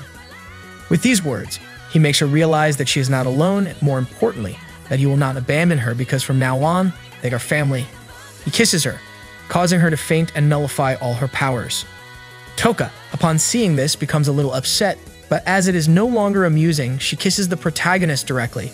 Before leaving, the inverted Toka asks him to take care of Toka and then faints, returning to her normal state. Mukuro then kisses Shidou again and takes him to see the stars, remembering the time when she was with her other family, understanding that there are things she doesn't have to worry about. She decides to cut her hair. Sometime later, everyone returns to class, but to their surprise, they find Kurumi in the classroom. She didn't come to fight, but she has a matter to attend to with the protagonist, and she even offers him to seal her powers. However, she has one condition, which she will only reveal at the end of class. Meanwhile, in the DEM, Westcott prepares Ellen and Artemisia, informing them that now with Zodiac's downfall, Ratatoskr has many spirits, but this can be an advantage as they can use Beelzebub to make Shidou invert all the girls. Along with this, he summons the Nebelkol to assist in the mission. Back with Shidou, he asks the others not to interfere because he wants to seal Kurumi. He must go alone so they can save her like the others. When the time comes, they meet on the rooftop, and just as Kurumi is about to tell him the condition, something happens to Shidou. At the same time, Ellen was approaching them, but Mana stops her, so they are forced to change their strategy, summoning the Nebelkol while Ellen goes with the protagonist. It is at that moment that Kurumi and her clones arrive to help her. Meanwhile, the protagonist wakes up from his daze having not heard Kurumi, but she makes him realize that their objectives are different. She wants the power of all the spirits, while he wants to seal her powers. But since she doesn't want them to end up with nothing, she suggests that they have a date, and the first one to fall in love will lose everything. At first, Shidou doesn't want to do it, but since he has no other choice, he agrees to go on a date with Kurumi. Once he arrives home, Kotori scolds him for accepting something so dangerous without consulting her, because given Kurumi's volatility, he could end up. However, she also knows that he could refuse such an offer, and besides, she wasn't present as his support during the conversation, so she lets him vent his frustration on her. Then the others arrive, having a small misunderstanding with both of them. But once they calm down, they begin to discuss the matter of the date with Kurumi, asking everyone to be careful as Kurumi may attack them. However, Mukuro is confused as she doesn't understand why Kurumi wants Shidou's powers. That's when Nia appears to tell them about the time Kurumi visited her because she wanted to kill the first spirit, since Kurumi's goal is to travel back 30 years in time and erase that event from history, generating even more questions. Mana arrives as well to tell them something, showing them her battle against Ellen and the Nebelkol and how Kurumi helped her with her clones. This was because she didn't want anyone to interfere with her date with Shidou, but she also informed Mana about the attack, which is why she was sent. While she tells them all this, Shidou becomes more worried about his conversation with Kurumi, confused by not understanding what happened during the moment he faded away. The next day, Shidou welcomes Kurumi at his door, and she wants to start their date right away, going to school together. Reid advises him to play along, and for that, the protagonist takes her to a place where all the neighborhood cats gather, making her very happy even though she doesn't show it. However, the cats are not very friendly to her, so to amuse herself, she decides to treat the protagonist as a kitten, ending the first round in a tie. We see Kurumi meeting her other selves, including two that have already, but she wishes the best of luck to the others, hoping to meet them again in hell. Then we see Shidou and Kurumi meeting on the rooftop for lunch, where they have prepared food for each other. On Shidou's side, he made something with a kitten theme, which weakens Kurumi, while she made a homemade bento, equally exciting him. They both start feeding each other, these fierce attacks to make the other fall in love, making them sway mutually. In the end, Kurumi invites Shidou to a date on Wednesday, but he counters with a compliment, agreeing to see her that day. She obviously plans to stay for a while, although this is relative because on that day, she hopes to achieve her objective. Once she leaves, everyone congratulates the protagonist for resisting, as Kurumi's excitement levels kept rising, but so did his. Then the girls start wondering why Kurumi chose Wednesday for their date, and they realize that it's Valentine's Day, giving her the advantage of being able to give chocolates to the protagonist. Because of this, the girls start planning a strategy to help Shidou. That's when we see Shidou once again, peacefully sleeping until Maiku, Mia, and Origami arrive to teach him how to treat a lady, but he immediately kicks them out of his room. After that, he goes to his window as he hears something strange and ends up encountering the Nebelkol who have come to kill him, but their healing powers prevent them from doing so, forcing them to kill him over and over again. Shidou then wakes up in his bed unharmed, but as he gets up, he is surprised to see that both Kotori and Yoshino have changed a lot, looking more mature. He also sees how Toka and all the others are dressed in different themes, while the three ones have been turned into children. They explain to Shidou that this is to train him and prevent him from falling so easily for Kurumi's charms, but he can't stand it, so he flees the scene, encountering Rin, who comforts him upon seeing the situation. She has come to help them make their chocolates, where Kotori also has to explain to the others how to do it, although unintentionally she worries too much about not knowing what to prepare for Shidou. To make matters worse, Origami was about to make a life-size chocolate of herself until Rin stopped her, as it wouldn't be healthy for the protagonist. Later, the others ask Rin why she calls the protagonist Shin, to which she explains that she does it out of habit after confusing his name in the past. She also tells them that she had a boyfriend once, but he is no longer with her, and she probably won't meet anyone as kind as him. At that moment, Kurumi also arrives with the goal of making her chocolate with the others, and they agree to gather information about her. They begin preparing chocolates under Kotori's guidance, but she has no idea what to do, unlike Natsumi, who knows how to make chocolate. The next day, everyone gives their gifts to the protagonist, encouraging him to win against Kurumi. Meanwhile, her clones continue to converse, wishing each other luck for the objective where it's certain that she will, both for her own sake and for Shidou's. Returning to Shidou, the girls in class give him their chocolates, causing all the other boys to be jealous, and they start a ritual to bring bad luck to Shidou until the girls give them their chocolates. At that moment, Kurumi also arrives, promising the protagonist that she will give him her chocolate later. When it's time to leave school, Shidou proposes a date to Kurumi, and Kotori prepares options for the protagonist to take her on the date, but he stops her because he knows where they can go. It's not because he doesn't trust her abilities, but because he is confident that he can take her to a good place himself. In this way, Kotori leaves everything in her brother's hands, and the date with Kurumi begins.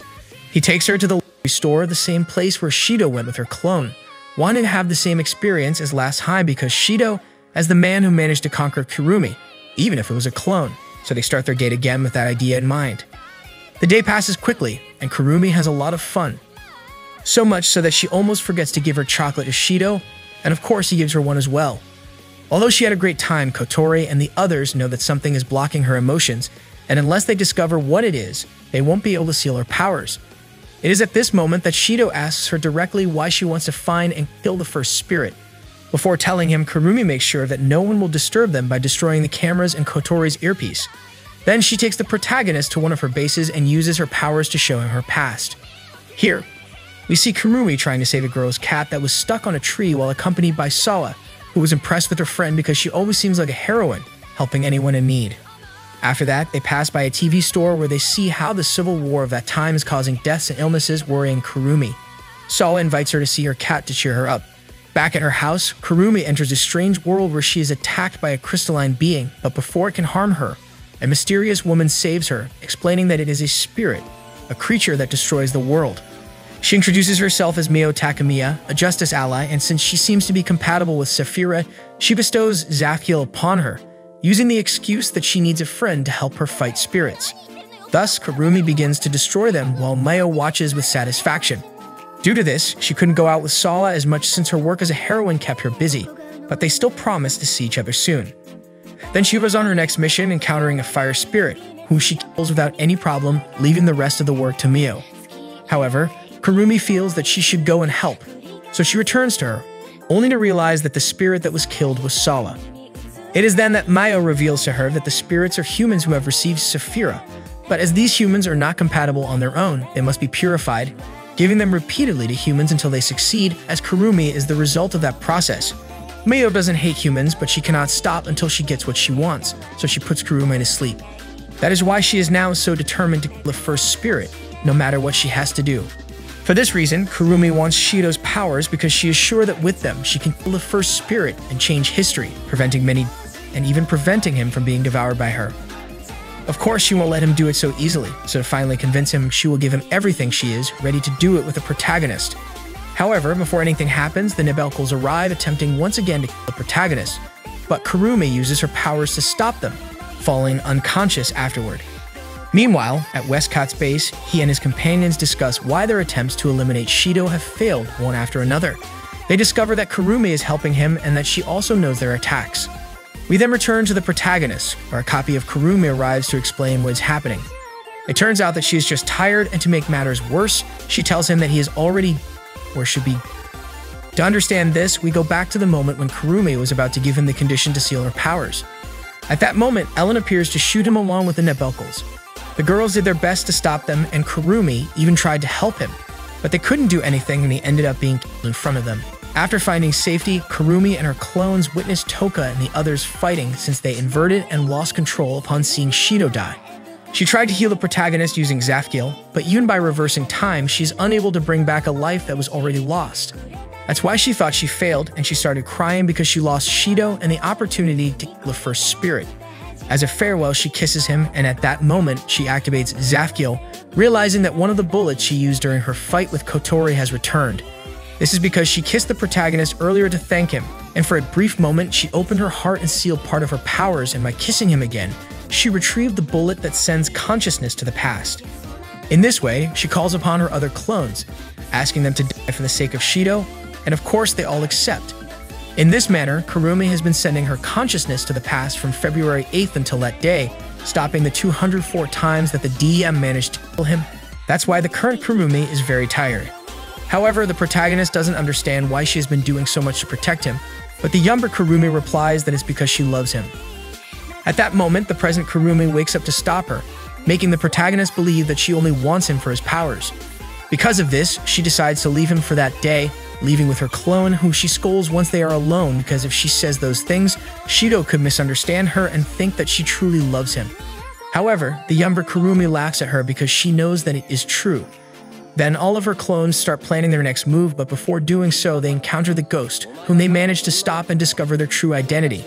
It turns out that all this time it was Rin, so she takes her with them. On the other hand, Shidou goes to see his friends also encountering Rin, who knows nothing about Kurumi. The protagonist tells them about what she has done for him so far, asking for their help because now it's their turn to save her.